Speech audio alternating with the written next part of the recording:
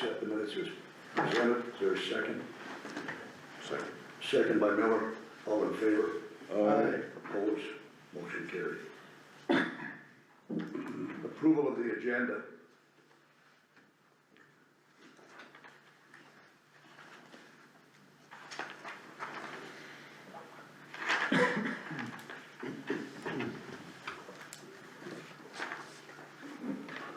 Yep, A motion to approve. Jim? I can do, I'll second if nobody has Second any by Gardner. additions. yep, I don't have anything to add, I don't know if anybody else does. I don't. Does anybody? No? Second by Gardner. All in favor? Aye. Opposed? Motion carried. Old and unfinished business. I'd like to add on that zoning, which is on here, but for names. Oh, yeah, I've got one. Okay, I do too. Yeah. Okay, Work on that. okay. Oh, the unfinished business, did you ever get a copy from Joe? Oh, I never did, but sorry, I didn't stop over on that Glencoe fire deal. Oh, yeah, I didn't either. I think that's pretty much settled, they Is just- it? Yeah, they just haven't signed off on it, but we agreed over the phone, so it's just a matter of getting the paperwork and, I think we got a payment plan in place to get the money back for those, so. Okay. Good. Well, good. Yeah.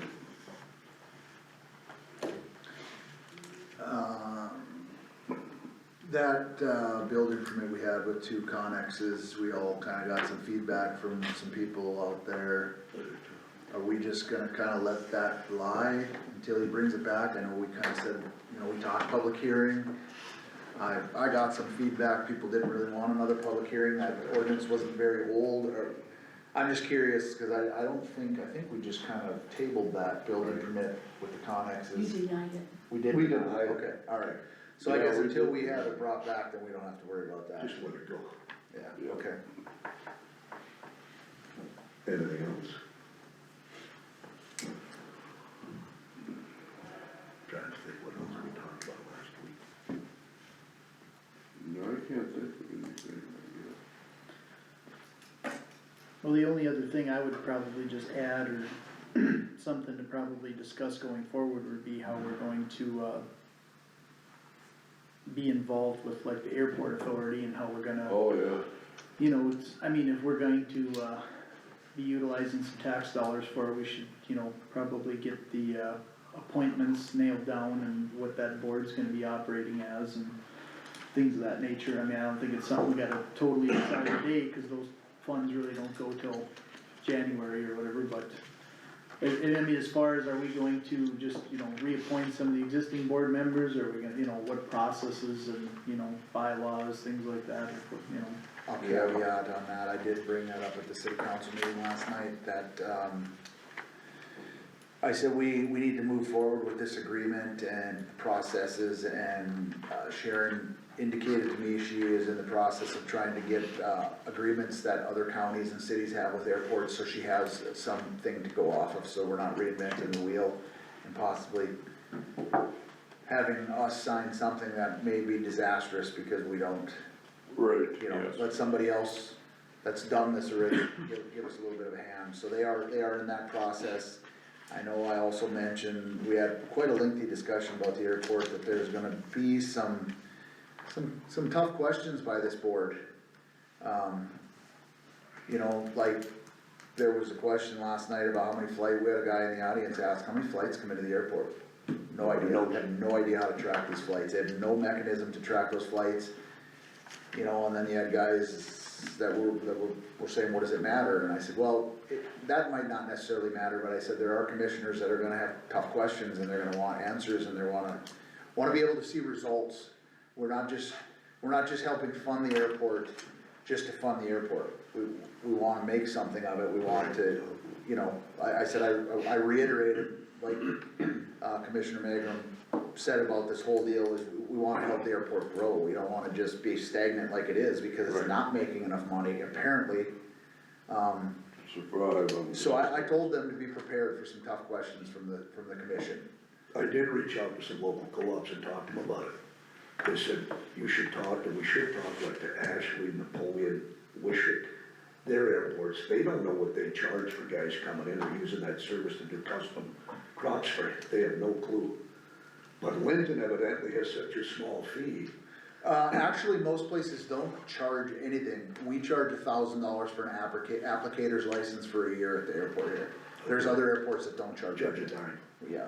But they thought that these flight guys, these pilots would be more than willing to pay 15 cents an acre, whatever, 10 cents an acre, 3 Well, cents. We'll just pass it on to the farm. Pass Yeah, it on. I think when you have a public hearing and some of the landowners are in the audience saying they're willing to pay a little bit more per acre to have it sprayed, to go back to this rather than be taxed for the airport, I think that says something, and that might be the general consensus. I mean, you're paying for a service rather than you're paying taxes on something, so, and like I said, I just kinda warned the city and a couple of the board members that sit on the board that are with the city that there's gonna be some tough questions and we need to start moving forward with this, because this isn't just one of those, it's gonna continue at 4 mills every year deal. I said, there's some support that's wavering, and I mean, I was just honest with them, there's people in the county that aren't on board with it, and commissioners have taken a little heat over it, and I said, so that heat's gonna get passed on to make sure that it's transparent. And I did talk to Jim McLeish about the Hazelton Airport. He said, that's a grass runway. He said, there's no problem as of now, none. Well, being this is, I said, if there is, come to the board and ask, Good. Since they're gonna be taking tax money from the whole county, I feel they should have an election for the board of directors, not just appointed by some little group, and keep it all. Well, I think the appointments would come from the county commission, the way I'd like to structure it, just like any other Either board. way. And then I think the bylaws would be something along the lines of kinda how we do like our zoning board, like perhaps Lytton might have more than one representative since it's the population Yeah. base, but I think you need to make up a group Spread of it out. maybe a board of 7 people, have, 1 or 2 commissioners, couple from the county, and then maybe like, the mayor and a city stakeholder, something along those lines, and I think the overall agreement from anybody that I've talked to is that the airport needs to either thrive or die. It can't just stay in the position it's in, which is, we don't know how much it gets used, but we know it's important. Well, we either, you can't manage what you don't measure. So these things need to be measured, tracked, and managed, and if they're not going to be, and it's not going to thrive and grow and improve and be an asset to the county, then I don't believe it's worth the tax dollars to spend on it. Just to create a black hole to put money into, because we like the idea of an airport is not why I supported the idea. To be honest, I don't support the idea of funding the airport in this, I'm not like happy about it. I'm just understanding that there's a necessity for now, but it's a part of a process, and that process needs to be some investment from the taxpayers to see if it can thrive and be what the supporters claim it is. And if it can't be that, if it's not worth it, if there's people resistant to change and not allowing it to become an entity that needs to be an asset to this county, then I'm fine with letting it die then. I mean, it has to contribute or it can't. It just can't be something that's subsidized because we don't wanna see it go. I don't wanna see it go, but I'm not gonna lend into something that's refusing to change. And I think numbers, are something that people wanna see. Whether it's, I mean, people wanna see them, people land there and take off, and Oh, yeah. there are people in the county that wanna know that number. But it's fairly irrelevant, because if they don't buy fuel or whatever else, I mean, it's a federal airport, you can land here, you don't have to get permission, and you can turn around and take right back off. But if we're not tracking 250 flights a year of somebody that's using that airport to land, or, that's not an emergency service or a sprayer, those numbers would be nice to know, just to I give to the public. don't think it's just nice to know, I think it's a You should. necessity, and I think that's a big reason probably for the issues of the airport. There needs to be known that there's 300 flights a year, and out of those 300, 240 of them are agricultural, 10 of them are passenger commercial type flights, and 20 of them are medical. And with those, this is the cost associated per flight, this is the revenue per flight, it's just like any other business. When I sell a water heater, I need to know my percentages or I go out of business, that's just the way it is. Am I as tight as I probably even need to be? No, but I'm a heck of a lot tighter than the airport, sounds like, that's my point. Like, there should be a sheet, dates, Oh, yeah. times, and they should be metricing every cost associated with it, the revenue. So then you can try to see, like, we're not making money on these kinds of flights and we should be. We're making maybe we're overcharging for this and that's why we're not getting more of them. You need to find a medium where more people will come here, but it's too expensive to land here when they can land over there. You need to know those costs so you can find your way in the marketplace. It's government funded, yes, but it's still an entity or business that has to generate some revenue or at least Right. create some, I mean, And some of these questions Right. might belong with the Aeronautics Commission, we may need to bring some of those guys back, in my opinion, what you can and Yeah. can't do with a federal airport compared to a, you know, cause we are one of the only federal ones, I would say, for probably 60 miles. You know, Wishick, Napoleon, they're not. but I So mean, that also gives you some things you can and probably can't do. And I think some of the board members may not even know the answers to those, but that, the well, but Aeronautics that's, I Commission. guess make a long story short, that's the expectation that I have Yep. with my wanting to support it. Yep, Is not to just put it on the tax rolls and just hope everything works out. That's not how business works, that's not how any thriving entity works. It has to come with a level of change, which is the ironing out of the board and how it's put together, when they meet, how they meet. All this stuff has to change, and if none of it's gonna change, or if it's gonna get met with any kind of difficulty, I mean, I'm still here next year, that'll be the first thing off the budget. I mean, I'm not gonna just put it on there and be like, well, we did our best. No, it's gotta change, because the people that have talked to me, even though they may be against supporting it, they're not against the idea, I think, if improvements happen. right.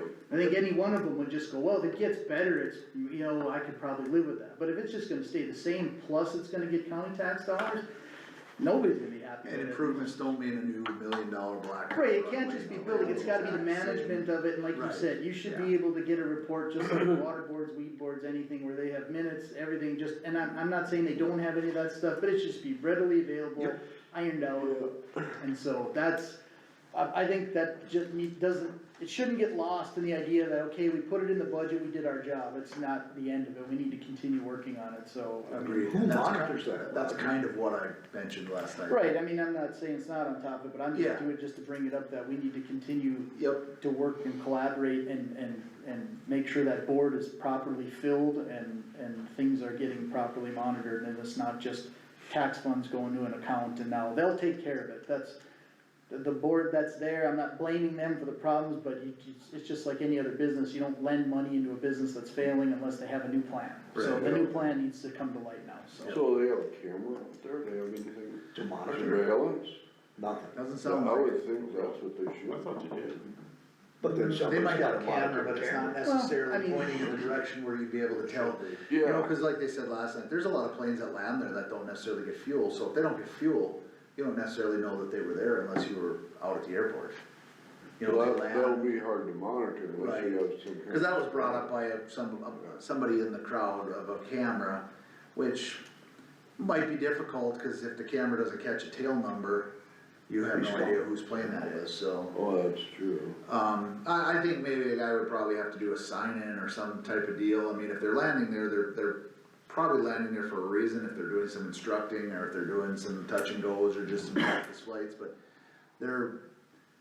yeah, I think there's room for improvement, I agree with Aaron 100%, and that's, I just kinda made that clear to the city last night, that there are expectations by the commission, and that we should start moving forward, now that we're through budget season and everything else, we have a little bit more, room on the agenda and not hearings, that we would, you know, wanna start moving forward with agreements and everything else, so, The little white county vehicle, is it down there now, or is it? no.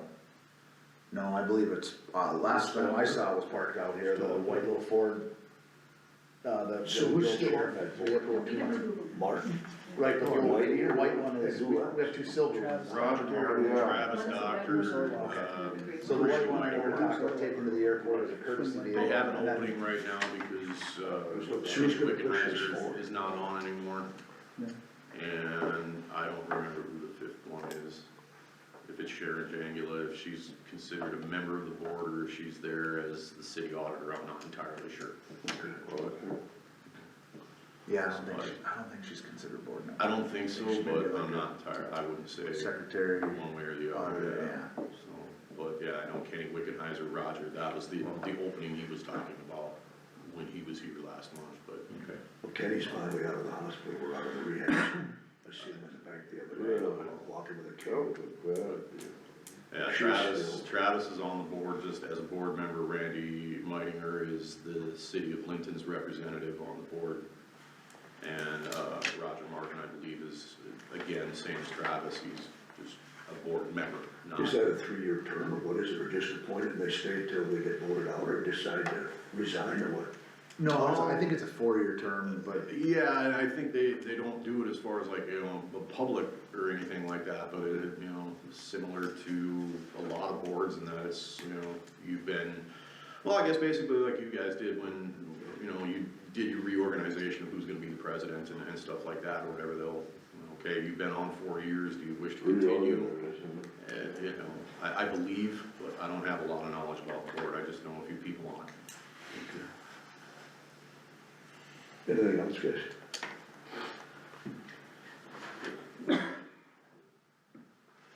If not, we'll move on to the next one at 9:15 here, hearing for objectives to the minimum sale price for delinquent tax properties with the cities. Oh, yeah, we went through that last month. you know, there was a little bit of discussion, had by Marlis and Gary and, about the fact of, there are people that are interested in bidding on these houses, but they're sight unseen, and there's not necessarily a way to get into them or take a peek at them. Gary didn't wanna mess with it. If we're putting something up for auction, it would be kinda nice to be able to show it, or be able to let somebody get in there, because, if it's a decent house, people are gonna pay substantially more. It's too bad that we don't get to keep the money, but, So who's supposed to be responsible to show them? nobody, it's sight unseen. Nobody's ever, I don't wanna go in I'm there, sure you know, I wouldn't wanna be. you know, it's, you don't know. Well, Well, can the commission appoint somebody? you almost have to break in, because it's a keyed lock on all these doors, and the prior owner is probably the one that has the keys, so you're either gonna jimmy a lock, or you're gonna break in, or go through a window. And the fact, like I said, we kinda talked about, hiring a realtor, but if the money goes back to the delinquent taxpayer, does it really pay to do anything with these houses? I mean, in my opinion, I don't really care if it sells for $1 or $100,000, we don't get the money, we just take out what it costs us. And I was concerned about liability. Yeah. Kids are having a party in there and somebody gets hurt, but Yeah, right, Joe said break you're in, considered it's somebody trespassing. else. I think the guy You just can has, get banned for trespassing, can't I think the guy just has to keep it the status quo, is sight unseen, and that's the way it is, it's. Mr. Chairman, I just wanna let you know, we do have a representative from Hazelton City here, you? Oh, okay. if you wanna come up to the mic. Do you wanna come up and speak in regards to it? And Thank you.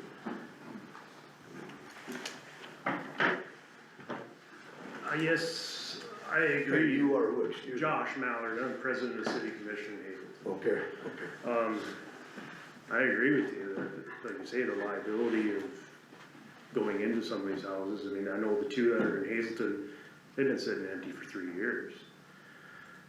Whether you can get into them or not, I have no idea, you know, I certainly haven't tried, but, I mean, what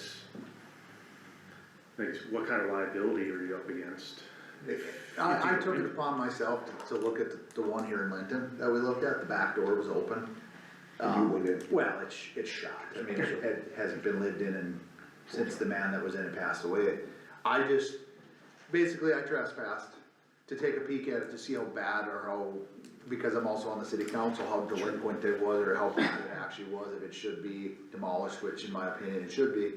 But I just think I mean, you could, I'm a big man, so I would bounce a little bit, you could feel that the floor was not totally, but I'll tell you what, I knew that I was on my own if actually a neighbor came over to look at it with me too, that was kind of originally interested, but I think it just has to stay the way it is, sight unseen. You might lose a few people doing that, but, it is what it is, you know, I mean, that's how they do it on the HGTV shows, it's sight unseen. You walk around the property and you take your chances that Yeah, somebody right. didn't pour concrete down the toilets and the sinks and everything else, and it is what it is. There you go. I know I You buy a can piece of film it, make it like equipment story online, boards. you don't Yeah, right. There you go. Well, you know, you have a disgruntled guy that didn't pay his taxes, how do you know what's on the other side of that You door? don't know. We've all seen the Saw movies, so you know people can bring up some crazy crap. I'm just saying, you kick that door in, or you jimmy a lock and open that door, how do you know there's a shotgun facing? Well, I mean, the only other thing I would say is somebody that goes into You some. don't know. No, you don't. I go into some pretty rugged residences over, you know, just over the years and stuff like that too, and there's times where, you know, they tell you the door is open, and then it's like, well, it is open, but the door doesn't open very well, well, then you open the door a little rough to get it open, and then it breaks, it's like, was it that your fault that it broke? Right, right. The other concern I would have is, okay, so how many pictures constitutes enough? So you take 3 pictures of the inside, and then someone buys it and goes, well, you ripped me off, you only showed the 3 best pictures, you're better off to show no pictures almost. And then at least not lead people to believe like, well, you took the pictures of the best 3 corners, and then you left out the part where the roof's got a hole in it, like, I think there's probably a level of it where you almost just don't wanna have any information on it, for the simple sake that, again, when it comes to your liability or your thoughts that you're trying to rip people off, or, you know, Well, you just you basically jimmy show a picture, this is what it looks like on the outside, buyer beware. You jimmy it, now you need to put another lock on it, now you own the key, so now you're responsible Right? basically for the house, I mean, you have access to it, I think it's. I think it'd be pretty tough, this isn't a very good situation to manage real estate, Yeah, so I don't think it's necessarily the best thing to try and even like you said with like a realtor, there's just even liabilities that they take on now, like, cause they have contracts and ethics and things too, you know, how do you properly manage? we just it? had some questions, there was a guy in. Well, I don't disagree with you, cause if it is a nicer house inside, you probably would get another 10-20,000 more, Right. or get a different type of buyer who's maybe gonna just participate differently in the community, or if people are Right. worried about, you know, Do we need verbiage though to protect ourselves from liability? well, that's why I'd say I wouldn't do any of it. I would just keep leave doing it the the way way you it do is, it. yeah. And that's just what we tell people, that it is what it is, and Yeah, that's, if like you the wanna take a reduction of chance, you take a liability. chance, and if you don't, then you don't put a bid in. Yeah. Well, and the way I look at it is if, there's people out there maybe that would be interested in a property like that, but that's what they're gonna do, they're gonna buy a tax house for the reason of fixing it up, or Yeah. what it may be, I mean, hopes of getting it cheap so they can maybe fix it up and resell it, Right. or Tear it down and build it. tear it down, or hopefully not fill the yard up with junk. Having a Hazelton board member here and visiting with the city council board last night, I would like to throw an idea out to you guys a little bit. So I know the county used to tear houses down in the winter time when they had their own time. And some of these delinquent homes that aren't sold, I know, go back to the city for $1, they can accept it, deny it. But what we're finding out is those houses, some of these houses are going to less desirable tenants, which creates a problem for a city, and in my opinion, creates a problem for the county. The more drug stuff we have coming into Linton, Strasburg, Hazelton, is as big of a problem for the county as it is for the city. Cause the only law enforcement we have in this county is the sheriff's office. So whether it's in town or out of town, it creates more work for them. I wanna throw this bug in your ear. I would talk to Sonia Schumacher, the mayor of Strasburg as well, Hague, Braddock, Kintyre. I would like to see the counties work with the cities on sharing some costs to tear some of these houses down that are delinquent. I mean, the cities could honestly, when the county says, well, here, we'll give it back to you, the city can say, no, we don't want it, and then they can go through the process of having it inspected, they can condemn it, and the county would have to tear it down at the county's expense. I think if we would work with towns, and I know that the thing about it is, when you give a town a lot for $1, whether they rip the house down or not, they're probably gonna make some money off that lot at some point. And I'm just wondering if we would be better off working with some of these communities as a county to clean these houses up. We could, in the winter, maybe I don't know if Russ agrees with that, we could maybe use our own equipment when we have the time.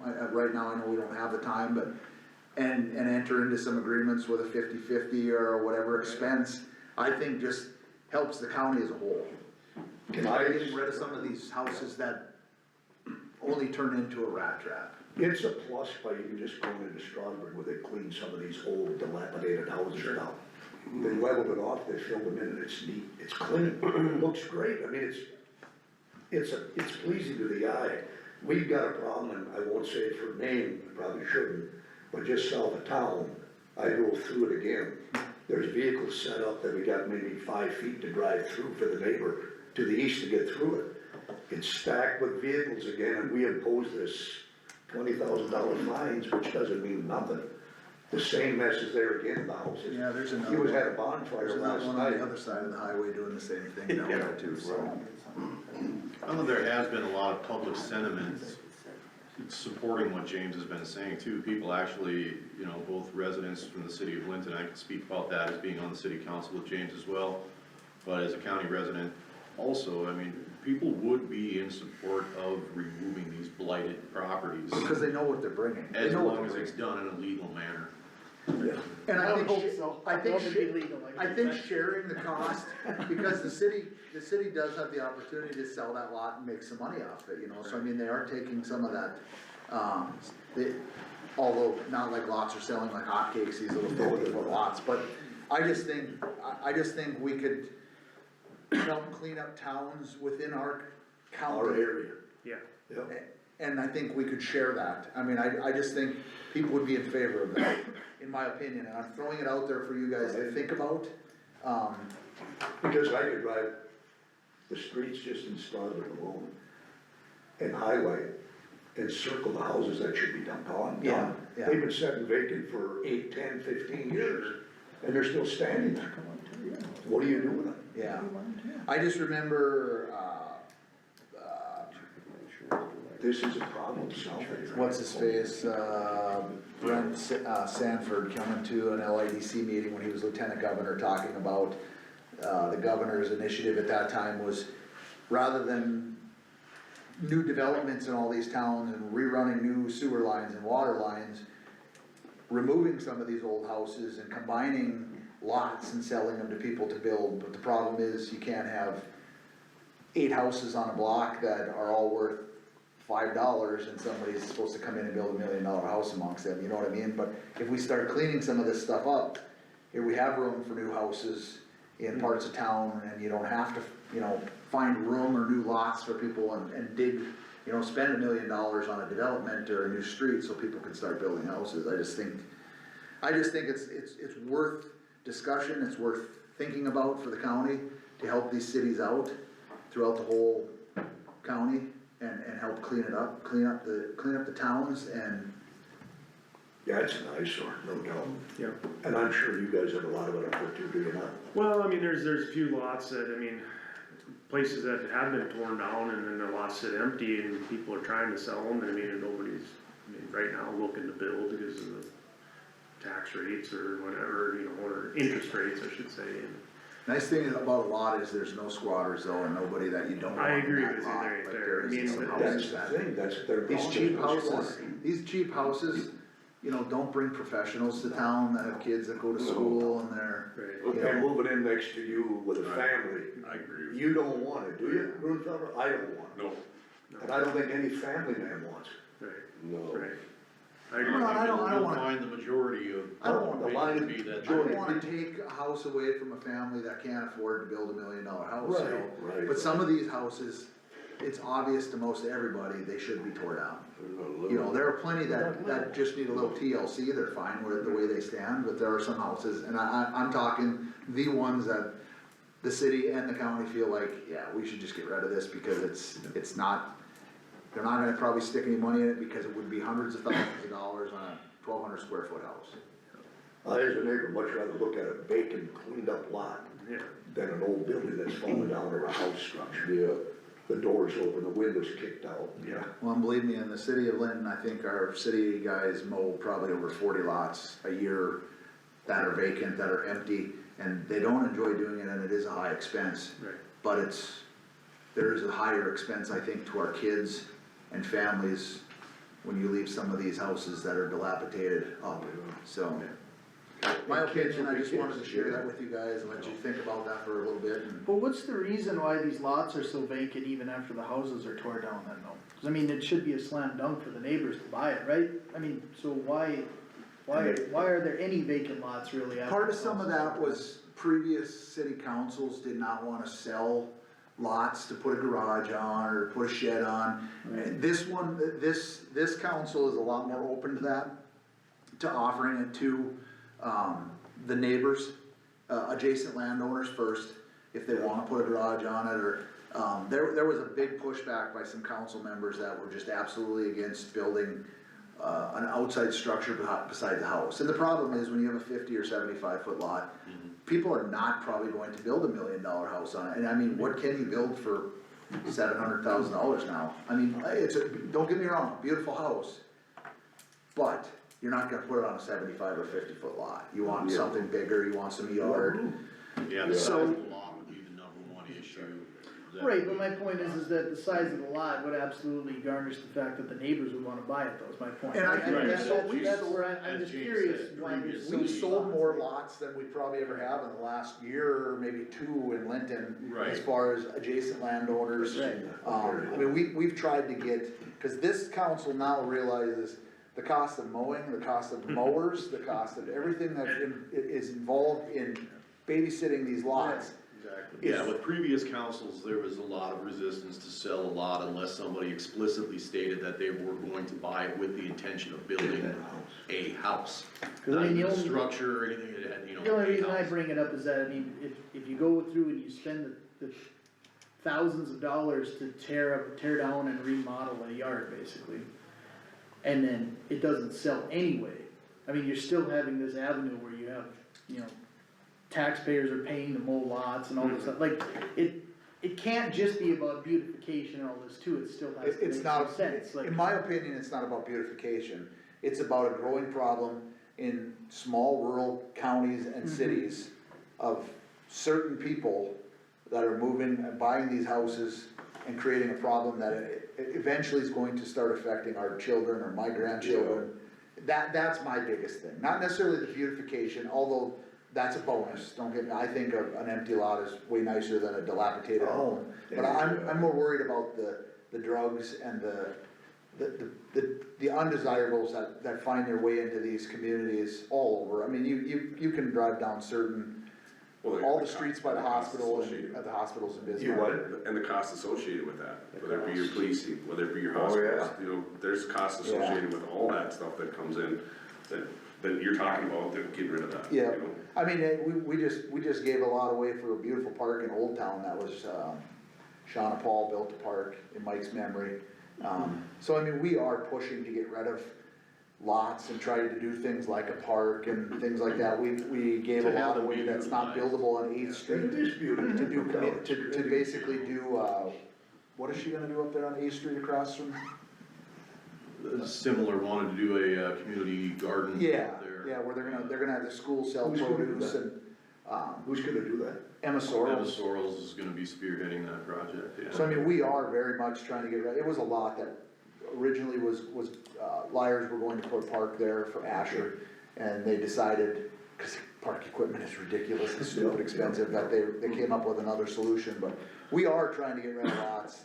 But like I said, these 50-foot lots are tough to sell unless you can get a couple together and combine them, only because the cost of building a house, people are like, oh, I don't wanna build on a tiny little lot like that, but it's a thought, like I said, something for you guys to chew on a little bit.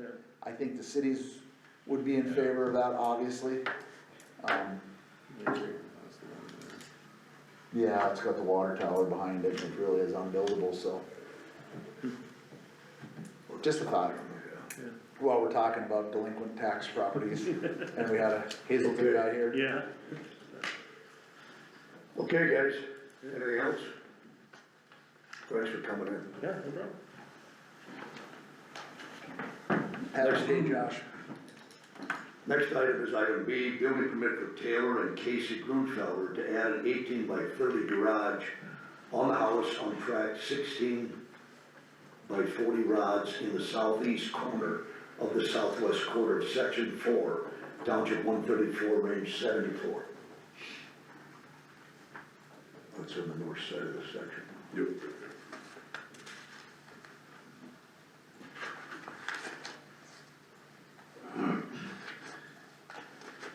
That's your home your Taylor? Yep, Okay, that was my grandpa's and I bought it from him. okay. So I guess the reason I came in is the house is actually only like 93 feet off the center of the road, so no matter what, I gotta get a variance to build a garage on because it's been there since the 60s, so that's why I guess I came in. We don't have any paperwork on that, but I think, I talked to Josh a little bit about this, so I think originally you were looking at building a garage this way, right? Like an L shape coming? It will be about an L shape, so like the plans I have right now will be only about just maybe 70 feet off the center of the road. And I know I asked Josh if he had asked you if you could go that way and put a nice little Again, patio in your backyard. It gets wet back there, so everything on there, so if I continued any farther west, it's like a 5-foot drop. It's a drop. And that's all slough behind my house, Yeah. so any amount of dirt I'd have to. And you probably can't do it because of the floor plan inside the house, with the Yeah. garage. Yep. I've been down that path, yeah. So what we did is we made the garage, the original garage part of the house, and then we haven't had a garage for the last 5 years, so I was trying to get a garage built on, so. Yeah, and that Casey likes that, doesn't she? Yeah, she needs a garage. Yeah. We got 6 kids and no garage, you try to find a place to put stuff. So what's it gonna be, a two-stall or It'd be a 2-story. two-stall garage? Okay. Want to be a 4-stall garage, Okay. so there'll be two going east and west, and then 2 going north and south. So the problem I think you're gonna run into is the fact that I think the variance, because you're attaching to an existing structure, probably isn't the end of the world, but to try to go down to 70 feet is gonna be a stretch. Yep. Is it possible just to build it straight, 4 stalls? That's where it runs on the slough so much on the west side. So you can't see it because of the picture, but it's like, so where that's probably like a 4 or 5 foot drop. To try that, drops off really fast. Right about where that arrow's at. Yeah, Yep. I know you got a lot of swamp just to the west. right, All that, That's everything right. behind it is all. Can't tell. right. Biggest problem I could see would be snow removal, but we remove all the snow anyway, because we feed west of there, Yeah. so we keep all the snow out of there anyway. It's such a misfortune with all these old homes that are set in these spots and you try to work around it. Yeah. It's There's tough. almost hardly a And there building, was no backside. there's only hardly a building on here that's 100 feet off, Yep. off the road if you look at It's it. just the way it I mean, was. and Farm is there 10 before the wrongs road. doesn't make one right, but if you look at it, everything's built within.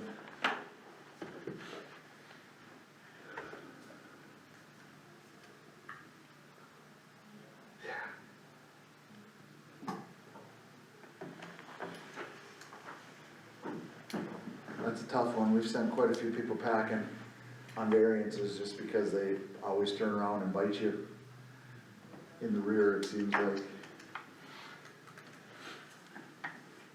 So the setback for that specifically is probably 100 feet 100 then, feet, I think, right? because of the way that road's designated? So we are gonna build some to the north of the house. The garage will actually be deeper than the house on that side, so we're gonna take as much on that side as we can. Cause the original garage is 26 feet, or that part of the Do house. you have the building? With a bigger Right pictures, here. you can't really fit them in. That's got the drawing, right? Yeah, the drawing's on it. The drawing? Yeah.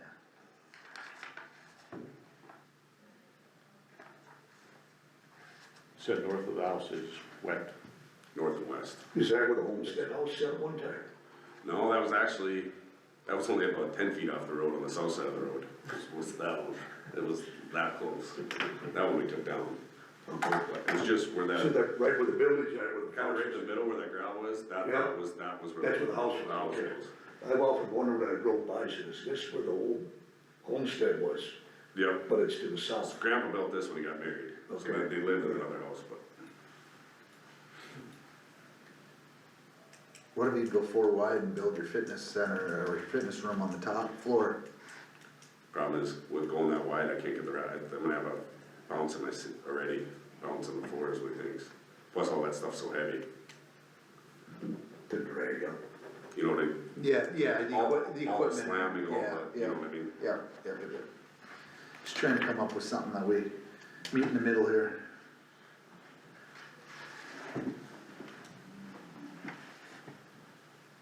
I was gonna try to angle it, I could get back to like a little less maybe with an angle, but then I lose so much square footage, all the stuff in the corner. Yeah, Kinda like what your dad did up there. didn't you? Yeah, I was gonna angle it, but then I lose so much the square footage in the Yep, corners. yep, yep.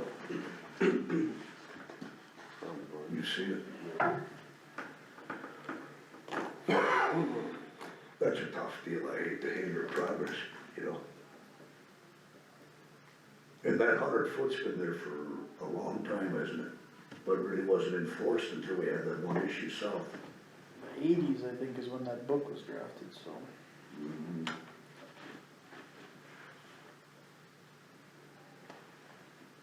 And then it really got enforced, what, after that bin sites down in Westwood.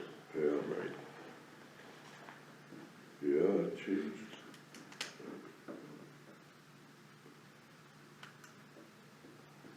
See, at least your place is off the road. Yeah. Where Tim is tied up against, Yeah, you should say, and that's the home place where Tim's at, right? yeah, that closet's right over. Shouldn't yet to this day, some guys in building won't even get a permit till after it's up, you know? Thought about that, but I didn't think it was I had the cement guy was supposed to be there 2 weeks ago, so. Build a thing, gonna make me move this out of this, they might find me. You still get her done. My dad was asking me, he's like, you're not gonna chance it? I'm like, no. I'm like, by the time I put the footings, I gotta put footers in, you know, Yeah. like, my luck, I'll have the footers in and then, Yeah. all that expense. yeah, the trouble is, it's, you know, I remember sitting right here before I was on the commission, when Wes Maskell came in here and wanted to take a grain bin down and build a Quonset, and he was 80-some, I think he even thought he'd even get into the 90s off the road, and you guys denied it. And that was a big Quonset he wanted to put up, Shot. Big shop. a shop, yeah. In that little, Yeah, yeah. what did he ever do? Did he build up a van? No, he didn't. He never, He never put into it. okay, I thought he He's, built up by he's his camera. lying in wait till we do a variance and he'll be back. Yeah, I don't know what to say,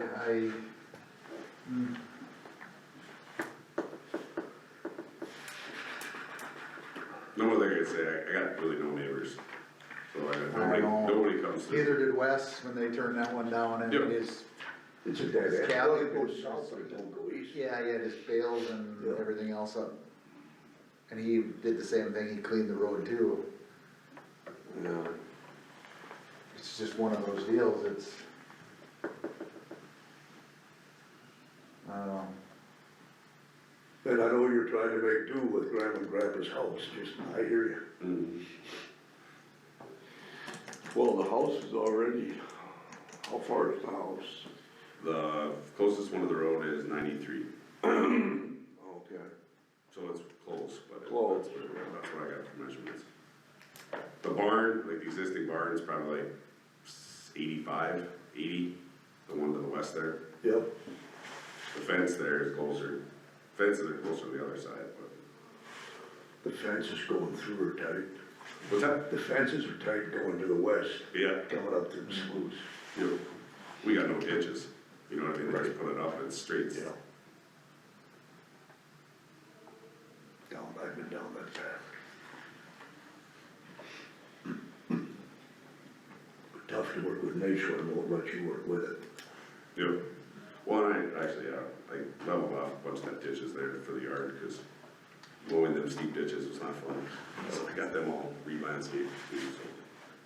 Yeah, that road goes west to your feeding areas to the west, then it goes Yep, north. that's where I gotta go to. Around that curve, Yep, yep. And then what's his name, Young Weigel lives up there around that corner. right? yep.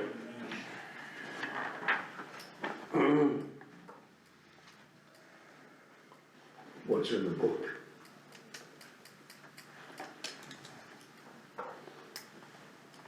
Yeah. I guess you take the, existing setbacks that are used there, kind of average them. Well, that's kind of it, so, I was having Joe I had something highlighted in the book here for some odd reason, obviously this has come up before, but when you look on page 34 where it talks about the minimum setbacks from the center line, it gives the setbacks, so item D here says 100 feet along all minor county and township roads, which I'm assuming is how this is gonna get classified, but then after it gives the setbacks, item 3 says, minimum setbacks from center line may be determined by computing the average setback of existing adjacent uses if such uses exist.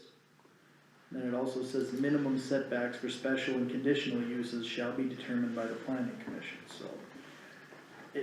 I assume that basically is just saying you can basically grant a variance, which I think we know we can, so I'm not saying that's, but, I mean, since there are so many buildings and quite a few of them are inside that 100 foot, you could possibly take an average and try and meet them in the middle at least, like, you might not get a 70, but you might get 80, or, you know, where you Yep. might have to adjust your floor plan, but it's still more than nothing. Yep, I mean, that, Would it work for you like that? I think I could do 80. I mean, that's, I it would could- be just a I'd have the house a little under on consideration. the north side and just try to bump it as far as Yeah. that way you could. I think that's something to possibly consider in a like, it's different if there were multiple property owners that had multiple different setbacks, so technically that's not like a similar use where this is all one farm. All one operation. I mean, you're basically saying that you wouldn't allow them to build a garage, I mean, even like going back to Wes's thing, maybe that's something that needs to be considered since it's a farm site. There's a lot of these places where the buildings are probably closer than the setbacks. Oh, If yeah. they're the only ones really getting affected, I mean, can you take some of those averages? I'm assuming that's why they did this, cause some of this stuff is grandfathered, cause it's older than the literal book. Yeah. This might be one of those situations where you're like, well, there's 3 other buildings that are already violating it. It doesn't probably seem to cause a problem with anybody living there, he wouldn't be trying to add on, so. Like you said, that one building is a little over 50, some of them are over 70, the other one's 93, do you take the average of those and just be like, that's the best we could do? It's a little more realistic than just granting a variance just because you were asked for it. I mean, as far as a policy wise, if you're trying to stay consistent. Just stay in the book. It's in the book, I did have it highlighted, I'm not saying you should or shouldn't. It does give you an opportunity to kind of meet in the middle, cause even like Jim's point was, almost every building and stuff, there's kind of Yeah. already, it's outside of the physical right of way, and I'm sure that's probably what they were thinking was, hey, we're 20 feet outside the right of way, what's wrong with that? But it's not following the setback, but. Josh had talked about that one time too, and had alluded to that, that's basically how that was interpreted, was if you have a lot of buildings around on these roadways, you can take that average and look at the variance to be in line. Like, I wouldn't compare it to like, I wouldn't call this a lot of buildings though, because we're only looking at 2, so. Well, the house is, what did you say? well, I think what it basically says, if there's already Mine three, existing, well, my measurement. Excuse me, what's that? if you're talking about existing adjacent uses. So, Just a minute, excuse me. I think my opinion of this, Joe, feel free to step in, but like, I wouldn't use this as like a community scenario where you have multiple parcel owners doing it, because that is probably the reason you have setbacks, but when you have something like an agricultural farm use, that's, I mean, a centennial farm probably, generational farm, buildings have been built there over the years, predating some of these rules, you know, there's probably a little latitude to just kind of meet in the middle and keep it, you know. We did that same thing with those grain bins south of Hazelton. Right, when you already have an existing setup that, like you said, kind of predates policy, you do what you can to be as far out as you can, but there's this, I mean, they obviously wrote this in already even 50 years ago, 45 years ago, because you have a scenario where you're like, well, my gosh, you're gonna force everybody to go 30 feet farther back than every other building that's been built there, that's been there for 100 years. So, I mean, not obviously they've all been there 100 years, but even the house predates this book. You could, you know, realistically have a defendable policy there versus just going, yeah, we're gonna let this guy do it and this guy not do it. You could go, well, this fits a different scenario than like a double wide getting moved in down at Beaver Bay. And you're like, well, we're trying to clean that spot up, where this one, it's like, what are you gonna do? Make them move all their buildings? Well, that's not realistic, so. No. I guess, you know, at least if you take an average of all the buildings and you try and maybe even push it a little bit farther than the average just for the sake of things, you're trying to get as close to that 100 feet as you can, but I feel like that's probably a little more defensible. I think so. It's kind of a Just meet in the middle policy. due to the existing home that's placed, which is an old home, around this homestead, like you said, a centennial farm. And I know your farm is the Grunfelder farm. Yeah, well, I think if you were doing a scenario where you were totally rebuilding a new house, it'd be like, why don't you just move it back another 10 feet? Since you're kinda going off existing structures, Yeah, you can probably make some, you know, and there's probably some other instances of people doing that before, maybe that should get relooked at, you know, because, you know, I mean, like you brought up West Mastel, maybe that was something we didn't quite look into and we should have, or maybe it wasn't presented the right way, I mean, yeah. not saying you have to or you don't, but it's a consideration, so That was just one I remember, cause we tried. to right, do and you're something. probably not How wrong, can you turn it you and know. move it, and can you put it here, and I mean, it kinda was his farmyard, the way it's set up, that was really the only logical place to put it. And that was his grandpa Jeffrey's place, the Right, homestead. yeah. Yeah, so it's Yep, something to consider. I guess I wouldn't have a problem with averaging. I would say there's 3 structures there that probably are really close to that setback.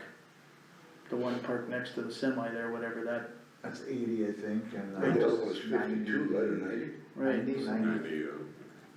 I mean, The so one's then, 50, so. if you wanted to average that, you probably would be in that 70 to 80 foot range, which is probably tolerable to Taylor's plan, I think. Yep, I think. And that would work with you. Yep. I just feel, in my opinion, you have to entertain some of this and allow. Well, some you of don't this. wanna You can't stop hinder- progress, and you don't wanna, that's the thing, I mean, It's not, yeah. It's not, he's there's a probably big heard long enough residential about area the just people going being out east on the of us. driveway, he doesn't wanna have another winter where he's gotta listen to that, I I don't want blame a him. bedroom, so put a couple bedrooms upstairs, so I got a place to go. Yeah. You know, Structures to be in violation.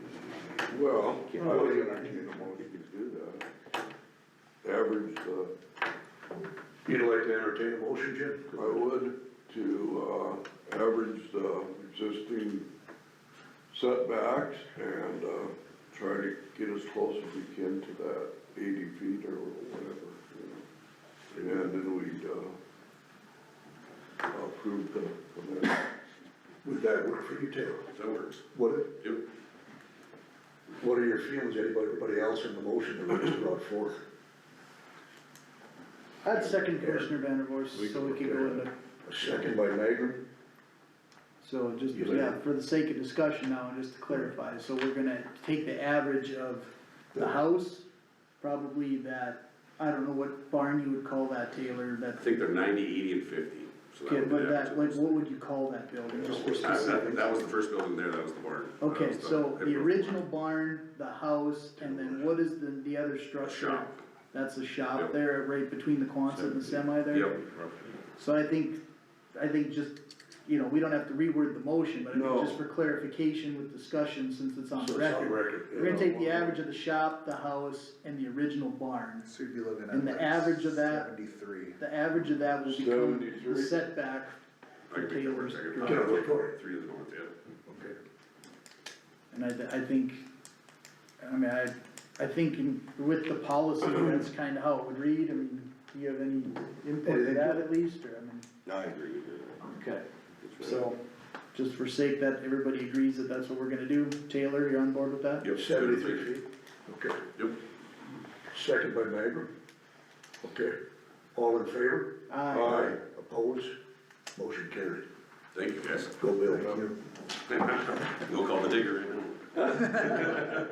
Yeah, for somebody changes their mind, no? Winter's coming, I gotta get it. Thanks, Taylor. See you next time. That's a tough deal.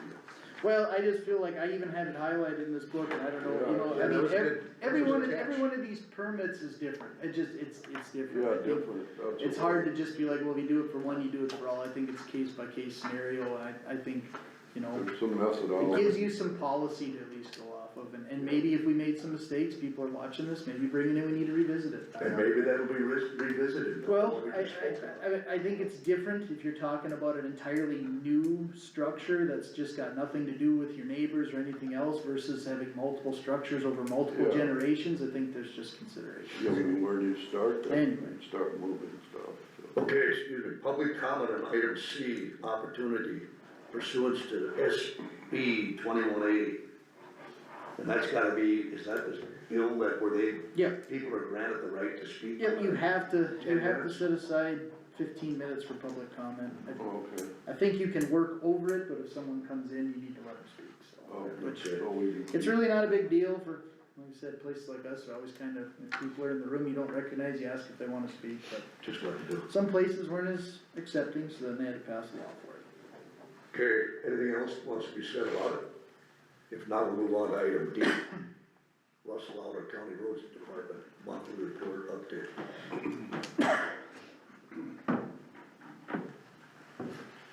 Good morning. Morning, Russ. I guess as far as that, basically what I got is we started graveling on the southern part of the county this morning. We won't get it all done, but we're working on it. keep going as long as we can here with the weather and stuff. The mowing should be completed by next week, you know, throughout the county. Gar's up there now in his area mowing. And then we got like Travis's area, and other than that, we're pretty well done, so it's going fast. We did take a window out that set us back a week and a half. Yeah, that's good, yeah. Other than that, it's all working pretty good for the most part. Cause cause I got a call this morning wondering about, the road on the county road on the east side of Hazelton. That, the paved road, or, you know, or what you call, I think it's. Township road? Township road, yeah. Yep, and that should be getting done within the next week here. That should all be. Yeah, and then the same with the federal road west of town was That that. one is, They were both up around Hazelton, I'm assuming that was one of the last areas to get done. Yep, that's right. It all got, the southern part of the county is all done, around here is all done, and now they're doing the northern half, the east and the west side, so that was the last area to get hit with the mower, so. Perfect. the rain stopped a lot of it, didn't it? A little bit, they did go out and mow, even on them wet days, it seemed to do okay and stuff, so he kept going with it, and, they mow along at 10, 12 miles an hour right now, so they're covering a lot of ground each day, so.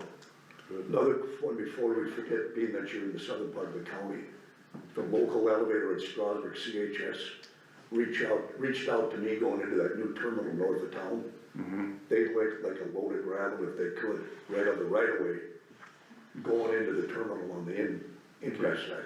Okay, If you can do it, and then if you can shape that road for, if you can, just that short stretch probably from 2 lengths of this going in, to put a crown on it. okay, If you Or would do go into the it, going terminal. into the terminal, Okay. Yeah, there's no more gravel left, they said, on it, so pound it in. I suppose we try. With the weight coming in, and then when they come in with the loads, it cups the road out, because everybody drives in with speed coming down that hill, and then that weight is pushing on the way in. I think they had Calvin Bush bring in 2 loads, but they need another load if you could, going in, okay. if we'll approve it to do it. What are your feelings on that, Dave? What's on the county right away? It would be, partially, some of it's off the right of way.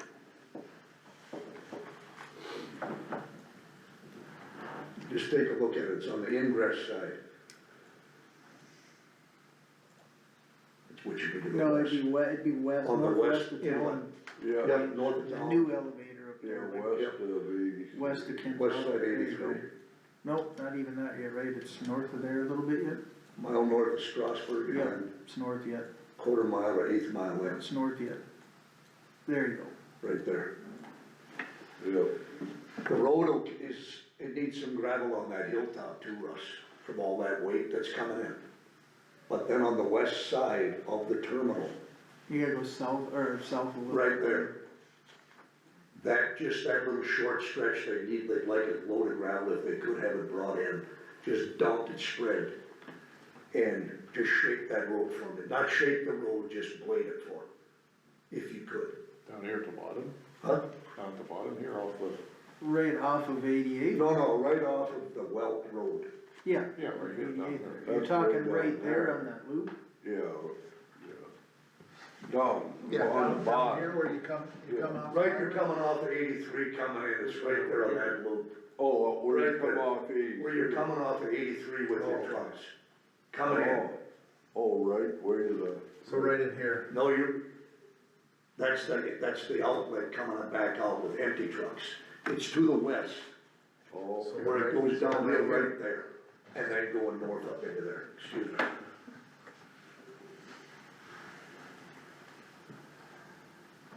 If they could blade that going in, Okay, I don't know what's the distance going in there. we'll take care of it. Calvin Bush hauled in 2 loads for him right there by that divot turning in, because it was so cupped out.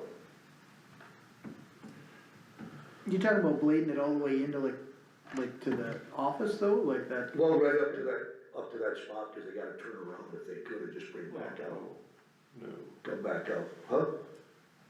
Well, I mean, I don't know why we would go blading in there for That's them, I what mean, why can't they maintain that? Yeah, we don't do that for anybody else. Right, I mean, it's, He asked. I mean, I don't want, like, on the intersection there, putting a little gravel and keeping, cause that's part of the road, Right away. right away there, I mean, that wouldn't be the end of the world, but I mean, I don't see no reason why they can't have a box blade or something, just like everybody else, you know, fix up their own road. Okay.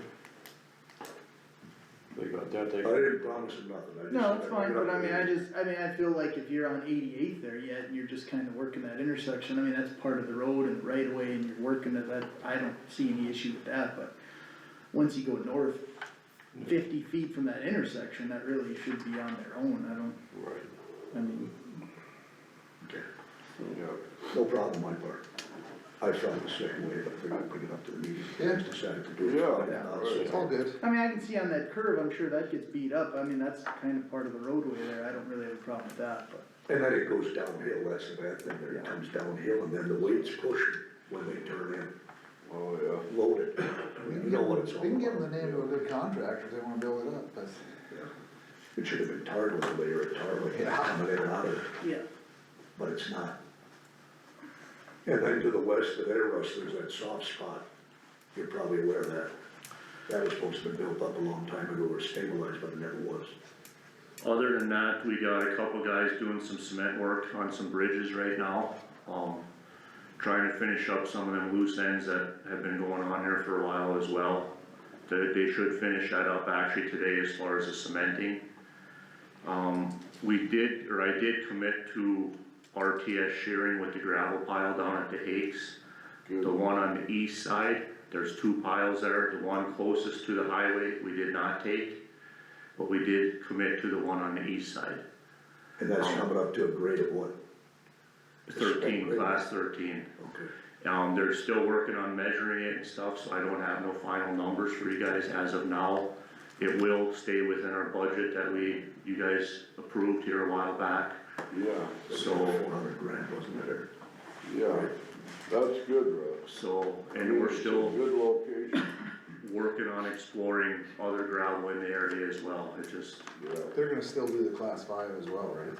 no, Couldn't make it, huh? no, it was not. With, it would've, how it would've worked out to make class 5 in that area, according to what they were telling me, we would've had to commit, the county itself would've had to bring in somewhere around 100 loads of rock.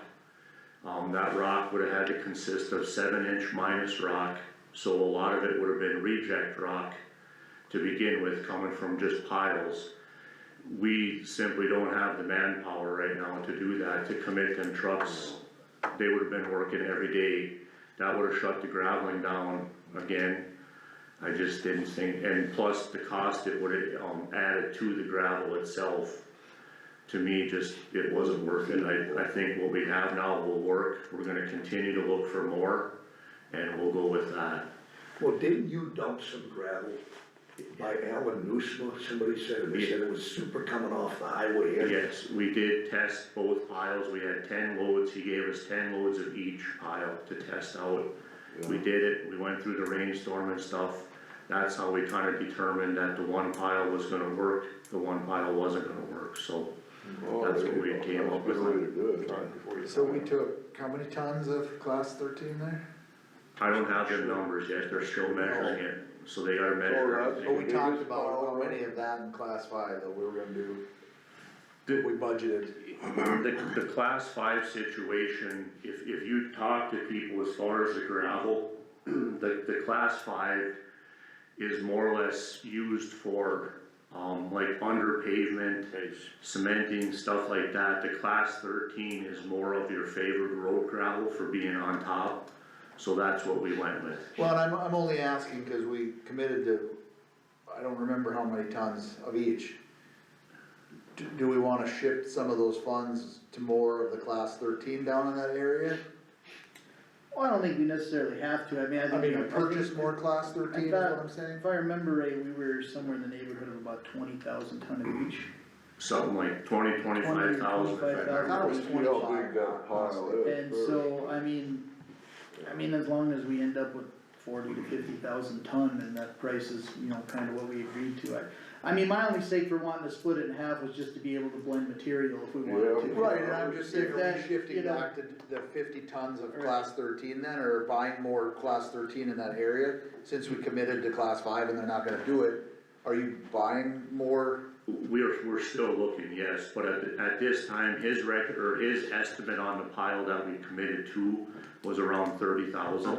Okay. So it's a little more, but a little less on the other side, so, Okay, that's all I was trying to get at. that's kind of where it ended up, and again, we're gonna look at this more, the consensus between the guys and what we came up with is more of a blending material again, that this pile is. We have a lot of roads to the south and to the west that have all that loose rock, and somehow we have to try to bind that rock. It's not fractured rock, it's round rock. So it makes it hard to actually bind it, but we can't just go out and scrape all the rock up and start over, so we're trying to look at a solution to kind of make it work if it, you know. Is there gonna be any opportunity for any reject material, like maybe some crushed rock or like a sandy rock material? Like, I know when we've crushed in other places, sometimes you get the chance to buy like maybe a little more like a sandier fill, or, cause I mean, it's not just gravel that's Kind of the valuable in fines this pit. pile, the fines that are left over. Any variety of like, cause some of that stuff is handy even for like culvert Oh, base yeah. or some of that stuff too, like, it's not just gravel, you know. And the pile that's to the east, the very first pile they put up is basically that. That's Okay. how I would classify that. That is for sale. Tyler did say that he would work with us really good on that, he knows price wise. And it is, you're right, to have them piles around. We do have one at the Woolbaum pit. Yep. We used it a few times this year. It does work excellent for culverts.